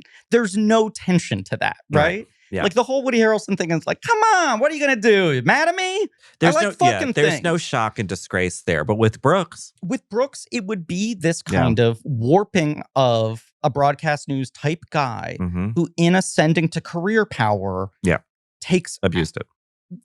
Yeah, out of like vindictiveness of women used to never pay attention to me, right? I think part of the problem with a lot of this in general is that, like, I think the movie is afraid of becoming too dark and cynical, even though it is set in the most dark and cynical, like, well, the beginning of a really dark and cynical era, but also just like politics in general since forever have been that way. Beyond that, the movie's basically about that battle between cynicism and optimism. But I don't think we see nearly enough of the true cynicism. You have the Julie Kavner line early on where she's like, this story is set in 2008. Remember when people still used to get along? It's like, well, what are you talking about? I mean, like... It's a glib line. Yeah. It's overly reductive, but it also feels like part of why he chose to set it then. I think he once again wanted to talk about the fallout of the financial collapse. Yep. And what that did to the citizens of this country and the politicians who were not thinking about them enough. I think he also is making some comment on Clinton, where he's like, oh, she had all these policy ideas, but like she wasn't likable enough. And it's like, sure, that's maybe true, but also that's not why she lost that primary. Also, an Obama optimism of, is this guy going to come in and actually fix everything? And then you're like, he starts to play the game, but really hard, fantasy, and make some terrible decisions. Yeah, it's this fantasy of what she does of, like, rather than play the game, she cuts the deal of like, okay, I'll go away if you, and we don't really know what this is, but like, do everything I want to legislatively happen. A thing that was also very spelled out in the script and has long dialogue scenes where she's like going over what the points are and everyone's being like, oh my God, why are you so annoyed some of about that this? in the movie. Right, there is, but it gets a little yada, yada, yada. Imagine if this movie was called Wonket. I mean, that's true. But like, I found the scenes where she's like, excitedly trying to explain policy to whoever. Like, the idea is cute of like everyone being like, oh, Ella, yes. I think it needs more of that, of the idea of like, what is she actually? So boring. Like, it's just, this is Brooke shit. Where he's like, I want like 5 minutes of policy discussion that Fox was clearly like, cut. I just think it's boring. Like, it's just like, like it's what the characters don't like. She's haranguing you where you're like, yeah, I agree. It's good to help moms, or it's good to have dentists or whatever, like. It's also what's tricky about this part is it's going for the Holly Hunter thing of like, God, she is so annoying. Mega Why type A. can't she fucking get out of her own way with this shit? And yet you're still on her side. I liked the gag of the legislative meeting where it's like the sun has set and everyone's asleep. And she's like, and then we're going to do this, like that worked for me. As him passing the note saying, mention me, and then please don't mention me. That was funny. That's the best bit in the whole movie. There's stuff like that that's good, but I think casting a 27-year-old for this movie is fundamentally a mistake. Okay, who should he have cast? I was doing this mental exercise, right? Yeah. And I always think about like the generation of actresses who basically didn't get to have a movie like this. Like Emma Stone who or seemed someone. tailor-made for it. Although Emma Stone got more comedies than some. Sure. But I mean, thinking about the people who truly just didn't get anything close to this, I was like Alison Brie, Gillian Jacobs. Gillian Jacobs sprang to mind, yeah. Friend of the podcast, Tatiana Maslany. Yeah. Like people who are like both heavyweight dramatic actors and have incredible comedic touches. But like so much of their best work had to be on TV. Can do screwball with depth, which is what you really want. You need someone who's like got a double-barreled shotgun of like tonal control. And I think that McCay is a good actor, but I think that she seems overwhelmed by the juggling that this thing requires. Wow, but Ella McCay is overwhelmed. Yeah, true. Have you seen the day she's having? But also, why is this movie casting based on like, well, she'll be more believable as a teenager than if we hire someone in her late 30s? Is that why they did that? I truly think it has to be. That was, I'll just say, that was the explanation I got when they cast her. Right. But then just cast a younger actor to play the younger person. Truly. It's like, whatever. And it was like, well, the brother has to be 3 different actors at different ages or whatever, but they want one person to play her in all the scenes, which I guess makes more sense if there's more of those other scenes, but obviously they should have limited those scenes at the script level. Look, clearly you didn't like Emma Mackey. I thought she was okay. I was kind of quite charmed by her. Why do I keep saying McCay? Because the movie's called Ella McCay. Right. Okay. I thought she was all right. I just think the movie is putting an unfair kind of a task on her shoulders. It's a lot. It's big. I mean, look, it crushed a titan like Taya Leone. Yeah. Granted, a very different kind of part. One of her finest. But no, but it's big, verbose. Like, you have to hold a lot of ideas that are sort of ineffable, hard to hold at all. Stylized dialogue. And be charming, and be this, and be that. Stylized dialogue. Although I think the Brooksisms are kind of at a minimum in this. They are. There's moments. It's a little more grounded. Yeah. But I think a lot of it is just the age. Because this movie isn't framed as the crazy story of how like a child became the governor of a state, right? Like, it's supposed to be like she's pretty young for a governor, but not like an aberration. To give people the plot of Ella McCay, maybe they didn't go see it. Why not? What the hell? She's the lieutenant governor of her state behind an experienced governor who she used to be the chief of staff to. Clearly, she was a prodigy chief of staff, given her age. And because he gets a secretary job in the U.S. cabinet, he resigns. Why he has to resign day of that's ludicrous. No one would do that. But that's required for the movie. In real life, he would wait to be confirmed before he fucking resigned. So she gets the governorship thrust upon her, very surprisingly. And an idea I like is, here's a person whose platforms are too radical and is not good at like comforting people. If she had to run for public election, she would never get it. It's a thing that Albert Brooks says. She's not someone who's good at campaigning. No. She's not good at PR. She's not good at being on TV. She's not radical, but she's a technocrat who has all this kind of like good government stuff she wants to do that's boring, and she doesn't know how to horse trade for it and all that. And obviously, they're of a different affiliation, but it's like if you have an AOC or a Mamdani who doesn't have the PR skills. Sure, right. Like the only way in which they're ever actually getting to get into a seat of power is through some weird fluke moment like this. And he says, like, congratulations, they're going to run you out of town. But for at least a little while, you are the governor. Right. And what are you going to do with that power? Now, that's the main plot. Also, she's married. Her marriage is sort of on the rocks, and she was having lunch dates with her husband in the state office building, and it turns out that's a misuse of government funds technically, so she's worried she's going to get in trouble for that because a reporter found out about it. And also her dad, Woody Harrelson, who had a scandal in the family when she was young, was a prominent doctor mom died. Who they don't get into it at all, really. But was basically caught he's a crossing philanderer. sexual lines with a bunch of his patients. He's a serial philanderer. Right. He has decided to reemerge to ask forgiveness. Yeah. Okay. Jamie Lee Curtis plays her brassy aunt. Who her mother dies shortly after the scandal of cancer. Jamie Kinda Lee raised Curtis, her. the sister of her shitty dad, became her den mother and her voice of reason. And yeah. Kumail Nanjiani plays her bodyguard, security detail guy who she likes. And Spike Fern, an actor I don't really know. No. Has very few credits. He's a young British man. I'm British. It's another Brit. Like, why is it so many Brits Plays doing her weird brother, accents? Yeah. who seems to be like sort of agoraphobic, possibly other things. He's divergent in some way, but has become like a computer whiz, quote unquote, who's become maybe a millionaire because he's sort of a sports gambling expert, and he went just to sits MIT. inside all day on like his computer. Savant in some way. And he also somehow managed to bag IO, fumble IO. That all happened about a year ago, and he's been ruminating on it ever since. And that's the while she seemingly waits in her apartment like a Borg, waiting to be activated. That's the Brooksiest writing, is when he's trying to explain how he sort of asked. He asked her to be his girlfriend, and then they all freaked out. And because it's all this like circuitous, it's like a 10-page scene of like dueling monologues that is such a kind of classic Brooksy high wire act. And I truly was like in real time, like it felt like watching a boxing match where I was like, okay, that one landed, that one whiffed, and it's coming so fast and furious. And I'm like, is he pulling this off or not? It's hard to tell. It's really That's hard the thing to about tell. Sometimes when his dialogue is whizzing, you're like, okay, you're like the Maxell guy, and you're like, and then you have to sort it out later whether it actually made sense. The idea is that the family history, in the same way that it kind of like turned her into a Terminator, broke him. That him being at a younger age and not having a sense of self at the time that he has to watch his mother die and his father become a public issue, all this sort of stuff.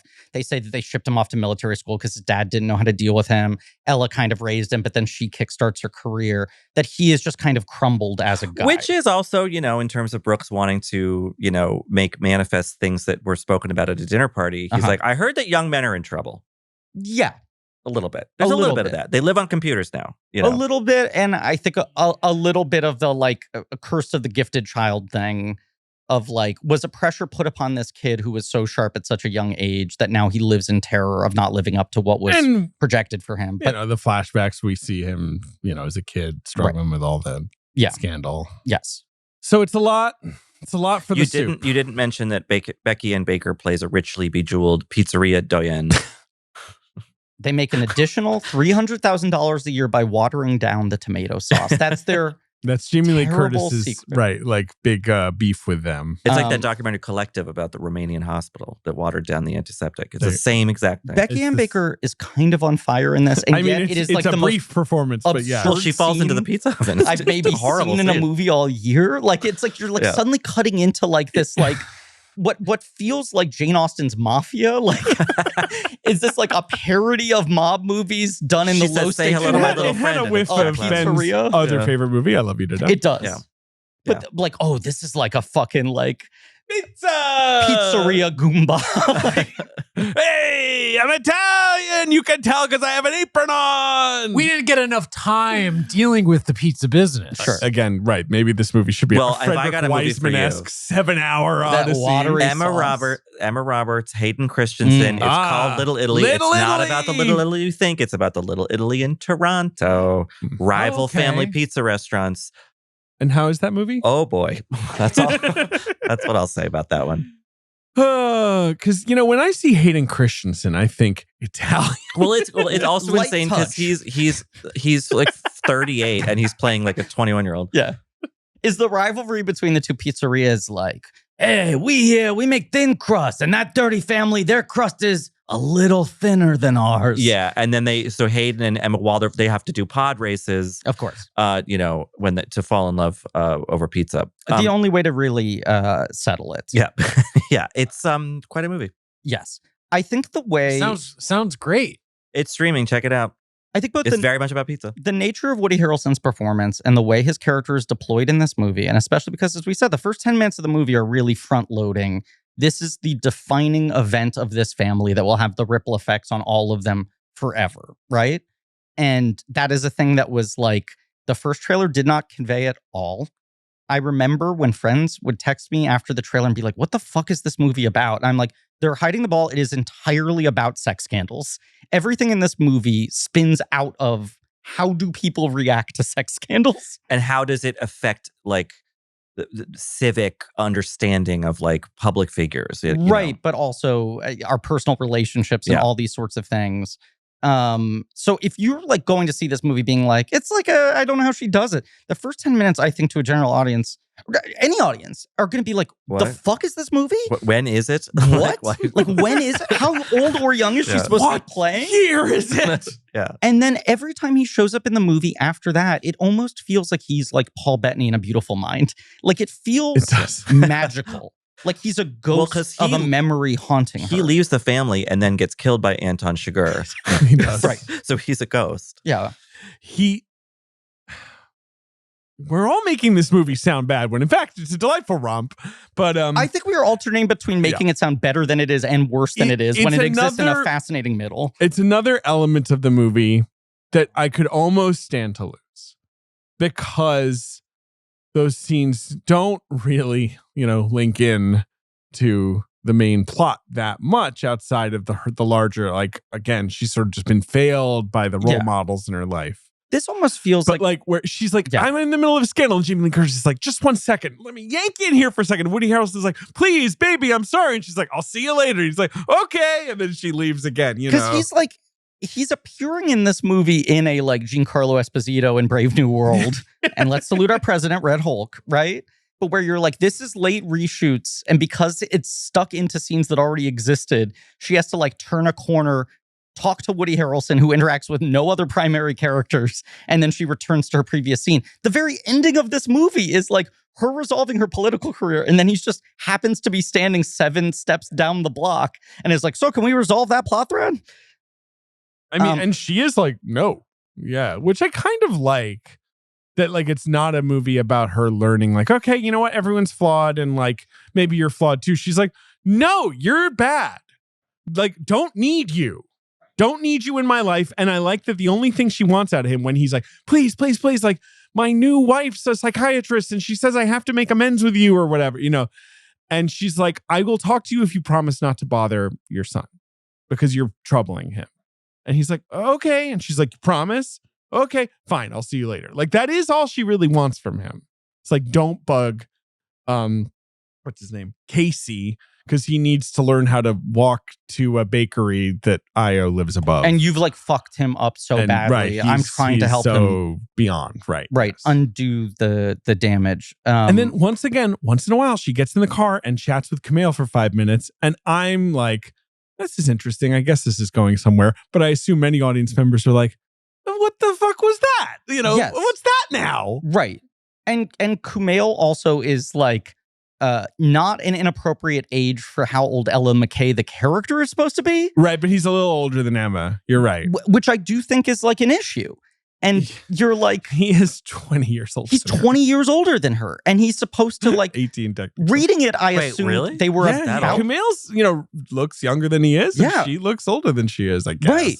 But it does like start to feel like a weird power imbalance thing in like both directions, where I think like in theory, there's an interesting tension to this guy who's so thoroughly charmed by her, but knows there is a line he cannot cross. Even if he sees like this marriage is bad news, and I wish he was with someone who respected her. Right. He's not gonna, Right. I have a professional obligation. But when he's 20 years older than her and she's in the backseat of the car, like stoned, you're like, is he about to take advantage of her? But also the bad marriage is not apparent enough. I don't know. I don't know. I mean, but he's kind of a jerk. And maybe everyone But I feel like the real jerk turn where all of a sudden it's like, oh, he's going to fuck her over and she's going to like, whatever. That's like, that feels like something got cut. Yeah, because it happens so quickly. It doesn't play enough like it's like it should be really portrayed as so fucking evil. He has ruined her. He betrays life her. Yes, forever. Out of basically like spite and kind of feeling slighted by her, and because even what he's asking for is preposterous.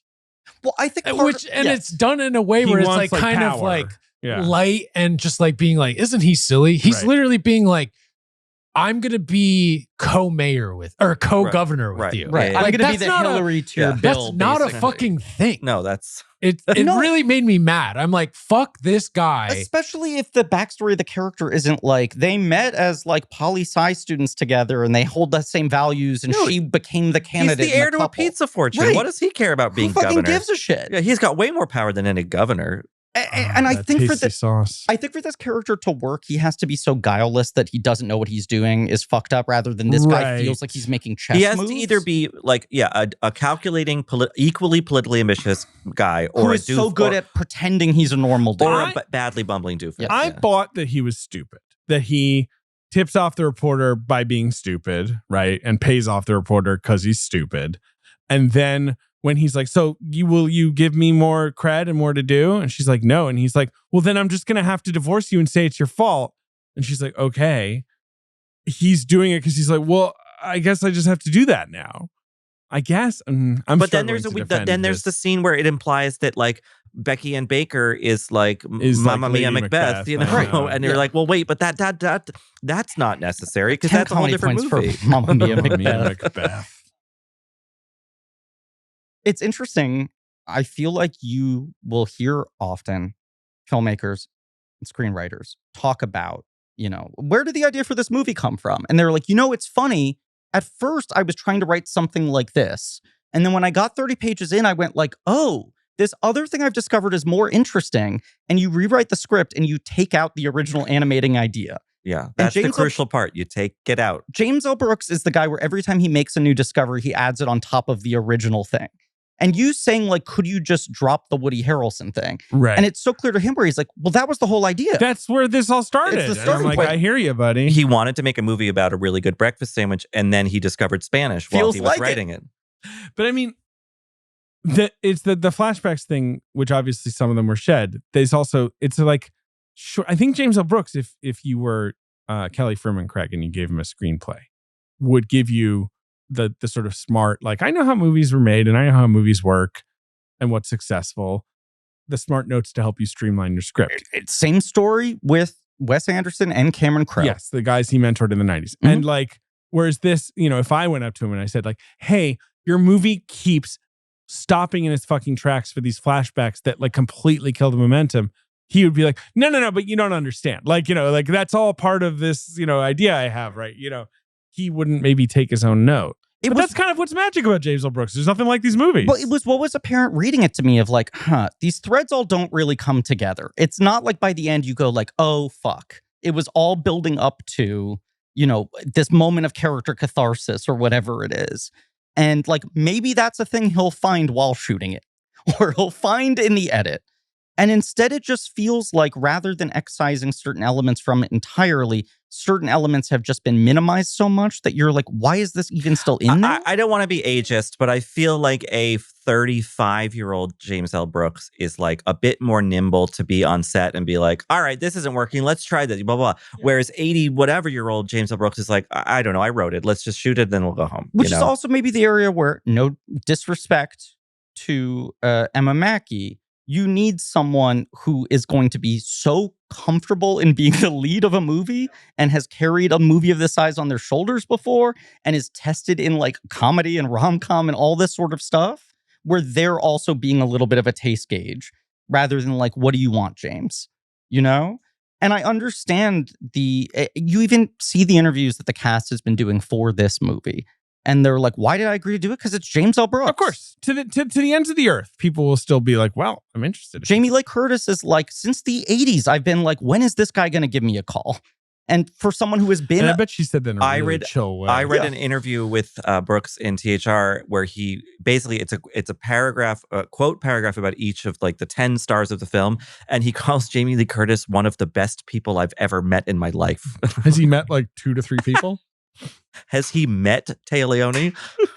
I'm simply referencing that apparently Jamie Lee Curtis can be a bit of a tough cookie, guys. I'm not saying she's No. one of the worst people in the But world. James L. Brooks was a magic worker for a time, right? And it's Absolutely. like, if you're an actor, whether you're new or you're a hyper-established legendary movie star, if you hand yourself over to him, good things are going to come from it. And you look at a script and it's just pages and pages of dialogue and dialogue. what and a you're like, feast. it's like doing a play, but I'm getting paid way more. It's like, that must be so wonderful, And even when he whiffed and you're like, okay, so they're danger zones. It might not work every time, but Yeah. it's worth the risk. And we'll have an interesting time on set trying to find the piece. And if it doesn't get found in the edit, then whatever. We at least got fulfilled on set. Right. I mean, his first 4 films get like 10 acting nominations and 3 wins. Yeah, it's pretty impressive. Yeah, I'll Do Anything got most of those, right? absolutely. Well, Terms of Endearment, of course, won Best Actress and Best Supporting Actor, And got 2 4 additional right. acting noms. Broadcast News, 3 acting noms. got 3 acting nominations. Sadly, 1-0. I'll Do Anything got 17 acting nominations. Zippo. Of course. Mhm. And As Good as It Gets got 3 noms and 2 wins. Yeah. Pretty good. Yeah. That's quite a track record. And- Right. And Spanglish was nominated for War Crimes at the And Forrest Leachman did 2 get a Golden Saturn Globe Awards, nomination. David. Yes. My old review of Letterboxd is like, if you made this now, you'd go to jail or whatever. Yeah. It's like a jokey review. But the problem with Letterboxd is people just will find reviews Right. and Sure. they'll be like, why did you say this? And I'm Yeah. like, I don't know. know. I was just kidding. It's like, it's a silly thing. Letterbox logs are what happen in between sandwiches. Who gives a shit. But You know what? Spanglish doesn't want you either. That's fine. Yeah. It's okay. It doesn't Ben, need to want me. we walked out of the theater. You said Doesn't I like loved you it. either. Yeah. You tell me, Spanglish. We walk out of the theater. You say you loved it. You nail the pose outside, standing Nailed next it. to the poster, right? Loved it. And then you got more sober and you looked at me and you said, I'm really going to have to do some thinking before we record this episode. yeah. And I went, in what way? And you went, I don't know. It's just interesting that I click so much with these late period James L. Brooks movies. And I haven't quite figured out what it is that's speaking to me. I'm an out of touch white guy. Is that the No, I'm conclusion you joking. come to? I think for this It's like particular you're zen and What if oh, okay. what if Ben said his means of an explanation as if you guys do like, all my Simpsons money? fucking I live in Malibu. I'm one of the producers of The Simpsons. You know that I'm Sam Simon's son, right? You I'm- designed Martin Prince and were baked into a contract that will never, ever end. You guys haven't noticed I'm sitting on a golden throne with a cape? Your solid gold house and your rocket car. Chester J. Lampwick. I God locked bless him. into the local politics of it all because my dad was heavily involved in local politics in New Jersey and in my town. And I really loved that aspect of the film. So I don't know, just enjoyed that Yeah, that part of her character that vibe. of being really like wanting to make a change and wanting to do good in a hyper local way.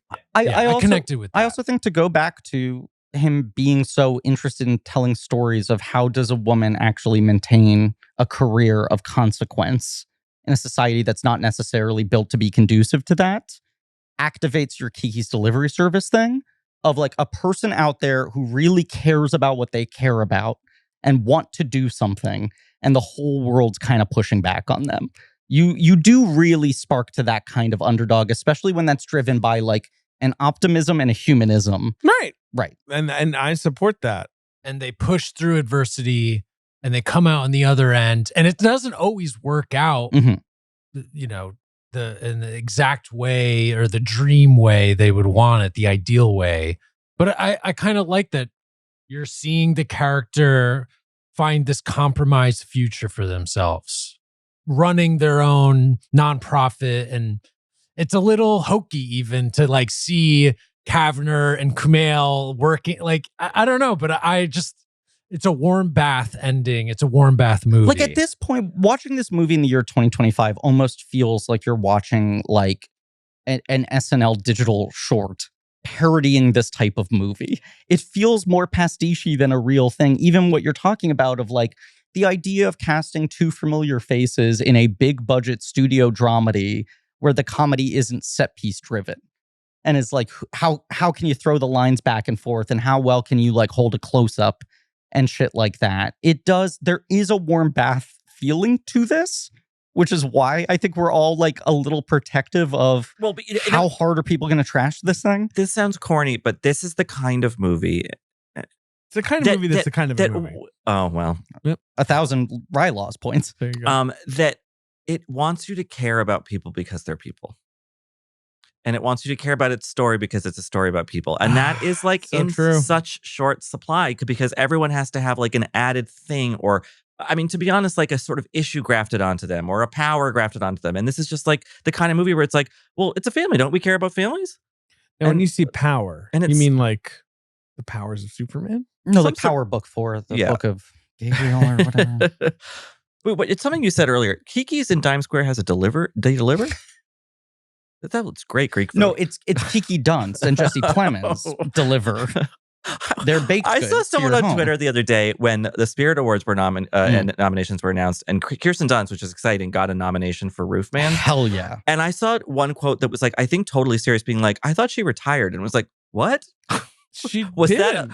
that a story? No. No, I mean, she took a bit of a break, but at this point, Yeah. that was a kind of a while She was ago. nominated for an Oscar like 4 years. She 3 years talked ago. about that all the parts she got offered Post Power. pissed her off, where it was Oh, a okay. lot of suffering wives. Right. And so she didn't make another movie until Civil War because that was the first thing she got that was like, right. this is different. Right. And Roofman she's is good in also that. She's different. so good in Roof. But I think she's very much like, I'd rather not work than do shit I don't want to do unless you're willing to fucking pay me. Right. Put me in a superhero movie. I got kids to pay. Yeah, she's got all Um, that whatever. kind it of the takes Michelle to be. Williams vibe. I think James L. Brooks, when he is in the pocket, his magic is, to your point, Ben, being able to have very, very lovable characters do deeply, deeply unlikable things and having kind of contemptible characters win you over at times. And in that way, he can like capture the messiness of like, people are complicated, you know?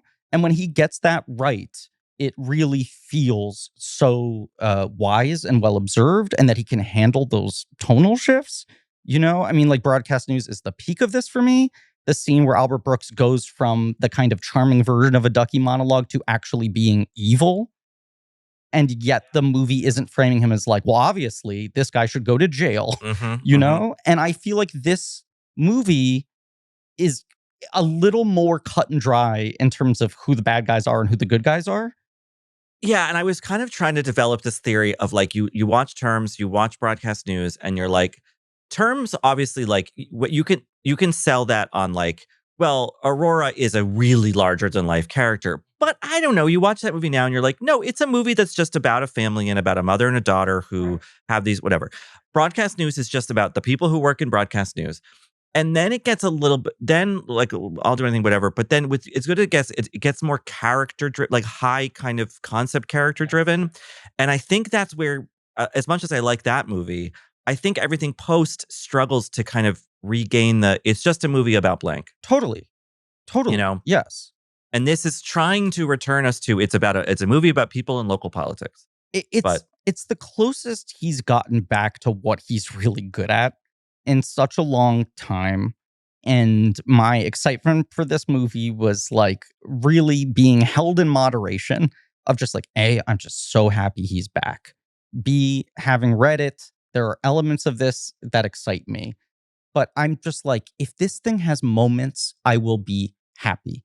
I've talked about it in other episodes, but I like gave How Do You Know a rewatch in the last year to be like, now that we don't get this kind of movie, will I be warmer to it? And there's the occasional defender. It is repellent, I think. I come around Like- to so many of the late period Crow movies that I'd struggled with. yeah. No, I agree with you. And on How Do that, You Know just fucking clings Yeah. off the backboard and it like It's makes you rough. break out in hives. Mhm.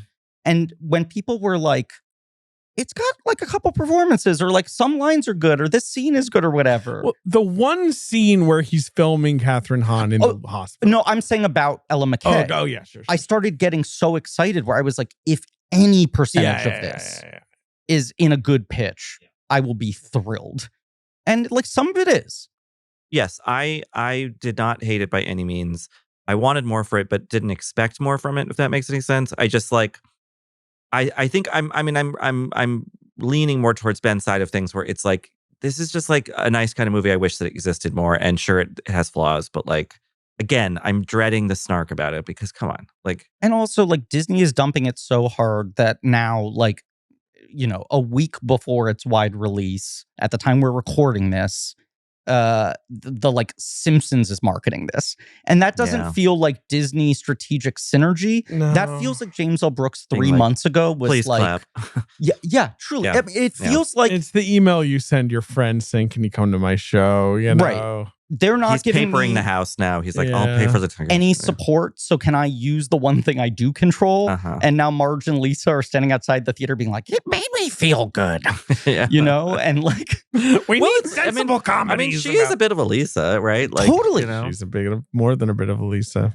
which like that's a great analog for what this character is in the best case scenario, right? Where you're like, even when she's being strident or annoying, there is something so human to her in her vulnerability, you know, in her trying to figure out how to manage being a person in the world. And I don't think like the movie completely fails on that front, but it doesn't find the magic of I'm nuts about her. Well, you there's know? nothing peppery about her like there is Holly Hunter and or Deborah Winger Or little cup of tea. Little cup. I mean, that's a cup of straight pepper. that is Not even pepper in water, just pepper to the brim. Oh, God bless her. This one was coming out next. Although her political career was more successful than Ellis. She became Secretary Madam of State. Secretary. Yeah. Yeah. That is so true. She did. This one's coming out next weekend, right? Mhm. Next Friday. The 17th No, the Is that- 12th. or the When does this episode air? yes. This episode airs on the 14th. Why did I think it was okay? Okay, sure. So it's So coming out 2 weeks before Avatar. 1 week before Avatar. Got it. So 19th, coming okay. out this weekend at the box office is Five Nights at Freddy's 2, which seems like it's just going to stroll to like $50 million. A friend told me a funny thing about that. What's that? Well, he That texted it's me. his favorite He movie said, of all "Isn't time?" it interesting that there are about 20 negative reviews out for it that are on, Universal owned Rotten Tomatoes, and yet they haven't posted a score yet for the that's Universal funny. film." Huh. Yeah. They didn't do the like the thing where the numbers like, what's it gonna be? What's it gonna Yeah. be? And then it's like 12. Yeah. It's Yeah. weird. I'm seeing here it's the Yeah. first movie to be 100% Freddy. We've been given a score of Shelby Oaks. Oh God. No, but, like, what if they just create a different like? Oh, it's not a tomato. It's It's a it's a Hutcherson. So Five Nights with Freddy's, Zootopia, Mhm. and Wicked, I guess, Yeah. are all hanging around. There's nothing else in the box office mix until Avatar, right? Like there's no other big no, because player swinging in. am I right that Avatar and Marty Supreme are the same weekend? You're wrong. Avatar is the 19th, along with, of course. No, along with Is this thing on? but that's the limited release. Marty is getting like very limited 19th, but Marty is Okay. launching on the Christmas. widest Christmas, and that's also Anaconda and SpongeBob. Indeed. And The Housemaid, I think, is also coming out the Avatar weekend as That's being projected to make a lot of money. that thing's crushing in pre-sales. Really? Yeah. Mhm. The Yeah. book It's a is like big huge. book, Is that yeah. all it is? And just counter programming. And this is the kind of stuff that people want to see Sydney Sweeney in, not Sure. dour movies about abused boxers. Yeah. I do find it fascinating. I mean, it speaks to the we all live in different realities thing now, where like I'm someone who's fucking on the prowl for movie shit Mhm. and trying to stay tapped into everything. And there is not a single iota of marketing for The Housemaid that has hit me. I have would not agree with seen you. I'm not seeing much. The There's maybe trailer a once in poster. theaters. I'm not seeing shit online. And like they're clearly selling it successfully to the people it's made for. I guess so. What were you going to say, Richard? I was just going to say that, the people, well, we were talking about this off mic about Pillion, but the people that are seeing Housemaid ads are the people who want to see Pillion. You know what I mean? But I'm just assuming box office wise that this movie is going to be the sort of sole wide release and open like number 8. You know what I mean? Like that it'll be like Five Nights at Freddy's and Zootopia and Wicked continue to do pretty good. Ellen McCay also opened. It is this thing that is spinning the industry into a state of panic that is entirely self-created, where they're just like, well, if Ellen McCay is the only wide release that weekend, I guess it will have to do okay. And you're like, that is some fucking 1997 thinking. And there was even still like faint traces of that in like 2017. People are inevitably going to go to the movie theater. So Right, Yeah. but And it's there like, used they to be will this go. default. They Yeah. check the show times on Friday and go, we'll just Which- see whatever. my sister, when we were in Rhode Island in summers, we would just call the repeating phone answering service. Right. and write down the times, and whatever fit we saw. That's why I saw like the Leave It to Beaver movie in theaters, because it was the one with the right show time. It was why it was valuable to have a movie open on 2,000 screens, because saturation would just basically, short of an atomic disaster that was usually driven by like intense negative Very feelings. bad buzz, right? Right. That like you would just get default walk-up business. Let's go see a movie. Right. And I don't think that's gonna happen Look, here. Maybe And we're wrong. Maybe it makes 40. I hope I'm so fucking wrong, but the fact that it's opening without competition, and then we're gonna get some headline of like, this is the worst weekend before Christmas or 2 weekends before Christmas in like fucking 10 years. And I'm like, what do you guys want? You like didn't release anything commercial for 2 months and then put $3 billion movies within 3-4 weeks of each other. They're like sucking up all the oxygen because you didn't spread them out. Were you funning me, or is the Ella McCay pose thing actually an online thing? We're trying to make it a thing. A lot of people are doing it in a jokey way on Twitter, but I think it's more of a film Twitter Like thing. film Twitter people. Okay, it's not like TikTok. It's not like Gentle Minions or anything. I don't Okay. think so. How That's a great would it be if it had some fucking You like never know. anyone but you lip sync TikTok? Yeah, second you know what I mean? wind? Like some weirdly surprising viral thing that somehow sells it. To Like, people. what if it performs like fucking Greatest Showman? Like, it opens to 3 and everyone's like, oof. And then weekend 2, you're like, it's up 250%? Is that circus musical? Yeah. Yeah. What were you going to say, David? Oh, just that it opens to 3 and then makes 3 for 29 more They were like, weekends. small drop. 3. Ending up at a robust It's- domestic it's- total of 30? It's how kids learn basic math. Like, Yeah. what's 3 times 7 weeks of Ella McCay? Oh boy, no! It'll probably open to a Black Hat or so. I just want to circle back to 2 other things. Because I feel like the younger brother is a total dud is the sentiment I keep hearing for everyone who's seen it. And I came loaded for bear, especially having read that script and been like, fuck, this part is interesting, if not incredibly tricky to pull off. And I kind of liked him, if only because I think the worst version of that character is someone doing 8,000 fucking really loud ticks. And I appreciated his choice to be to undersell They tried to get Justin Bartha just to reprise his Gigli role. That and then, feels like the nightmare of what I was worried it was going to be when people told me the kid was bad. Where I'm just like, he's going to be like fucking touching the doorknob 20 times and like screaming. And, he's just like pouty in a way that people don't like when certain young male actors do that kind of role. I don't know who would be good. I don't know. I don't who would either. be good. Yeah. It's a little bit of an impossible part in how he set it up. Yeah.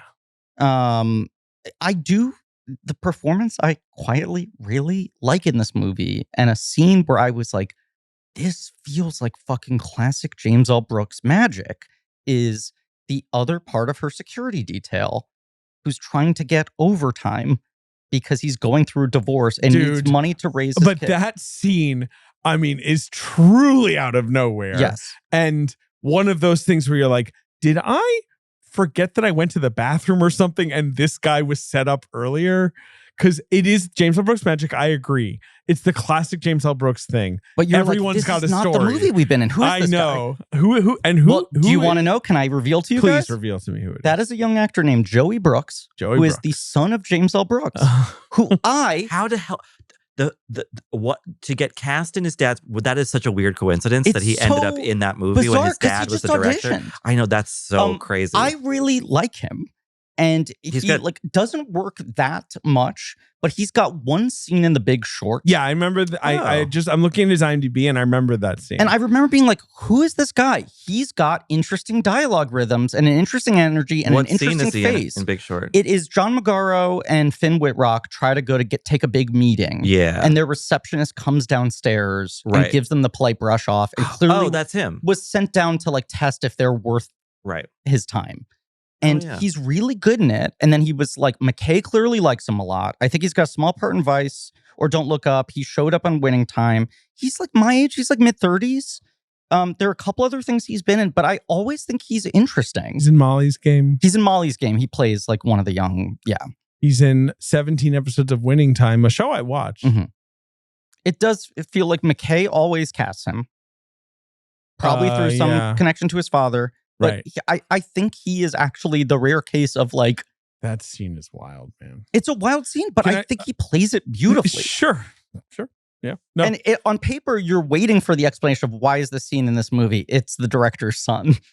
But also it gives Ella a chance to be kind of a little annoyed about it, where it's like, oh, she's really principled. But also principle is not taking into account that sometimes people need extra money. Again, I don't know. It's also working in this pseudo-romantic plotline she has with Camille that does not actually come to fruition, but I feel like there's the vaguest hint in that final scene of like, oh, maybe there'll be something there. Because they work Because he together. quits his job to work with her. Which there was isn't. also a reshoot, by the way. The movie was supposed to just end with Go ahead. she steps down. I'm stunned to learn that bizarre scene was a reshoot. The scene where they're like, do you want to tell her? I'll tell her. Okay, here we are. We can announce that you have fed a very specific number, like 9,482 moms or whatever it was. Like, it doesn't. It's very strange. But it Very also strange. But feels it's like nice. But it's nice. it feels like a test screening note of the movie ends with she's resigned and she's 34. What Can the we fuck just does she see do that with the rest of her exactly, life? she's doing something. Right. I like when people help moms. Okay, sorry, sue me. I liked the movie too. I like that she wants to help people. It'd be funny if she was like, she takes power and she's like, okay, great. Though How can we hurt the planet? we took food away from 9,000 families. Right. Doesn't 2 Weeks Notice end with Sandra Bullock also working at Legal Aid? Possibly. I mean, I feel like that's the greatest movie ever made. I feel like going to work for Legal Aid is how people resolve like a lawyer story. yeah, it's where like- it's like, don't worry, they're not evil anymore. Yeah. They've Yeah, left yeah, the poisonous yeah, system. Yeah. I met someone the other day and I was like, what does your wife do? And she was like, oh, she's a lawyer who works at a nonprofit for like fighting eviction. And I was like, oh, so she's a sellout.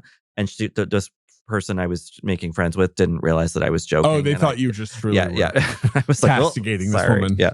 Okay, as much as I liked that it ended with everything working out and her being, the nicest lady, it would have been kind of cool if like you see the back of a chair and she turns around, she's smoking a cigar. She's in the mob now. That would be there you good. go. She went totally And then evil. a pizza comes flying at the screen. Yeah, right.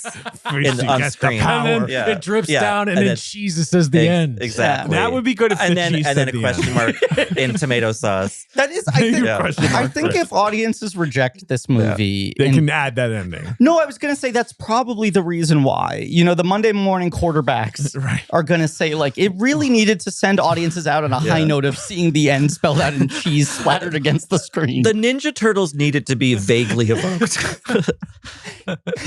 Ella McCay, how can we help?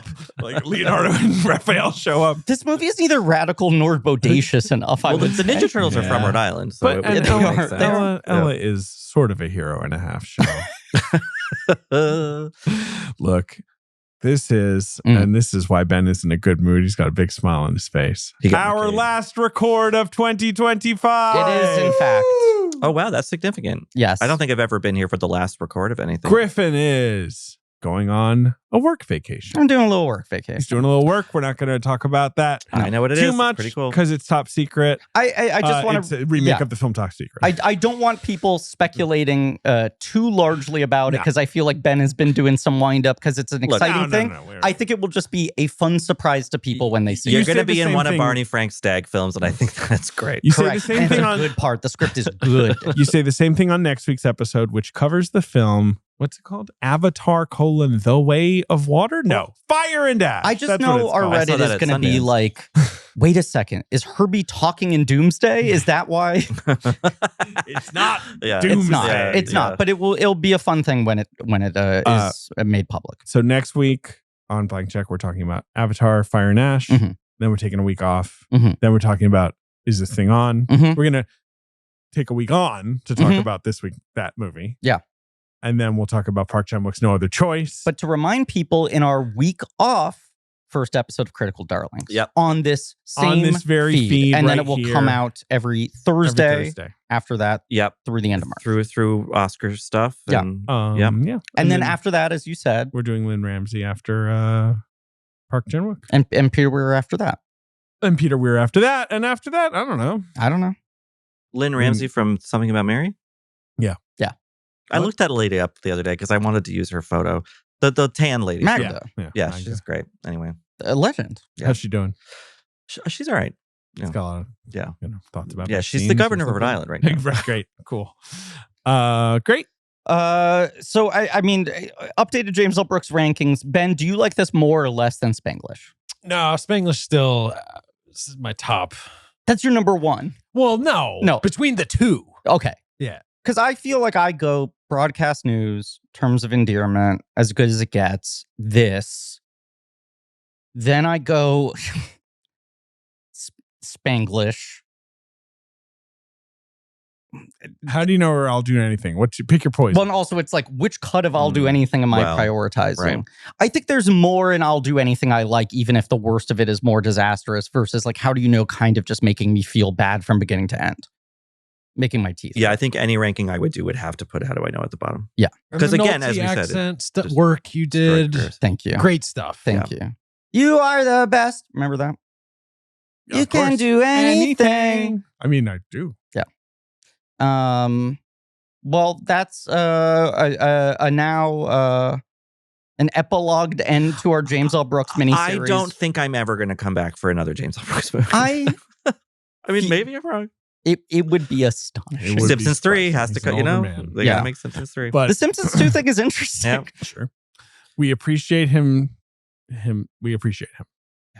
For all the flaws, we appreciate him. We do. I mean, yeah. And we appreciate you, the listener. But of course, this isn't the last episode of the year, so I shouldn't be too over the top about all this. It is for us. But it is for us. It is for us. Yeah. Subscribe to the Premiere Party newsletter, please. Please do. My Paul Newman's going to have my legs broke. And stay subscribed right here for Critical Darlings. Yes. And next week, we're going to get all fucking horned. Oh, yeah. We're going to meet Varang. Varang. Richard, have you met Varang? Oh, I've met Varang. Yeah. Yeah, I sure have. Do you want to throw out a quick Varang take, just since you're not on that episode? At one of Penny Siegel's parties. Penny Siegel. Fuck. I think it's a great performance that's underused. That could have been more Varang. Here's what I'd say. They left me wanting more.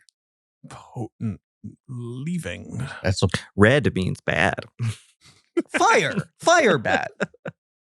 Fire bad. Film is directed by There's Frankenstein. there's some racial stuff in that movie that I'll be curious to hear you guys talk about. Anyway. Oh, we don't. Just FYI.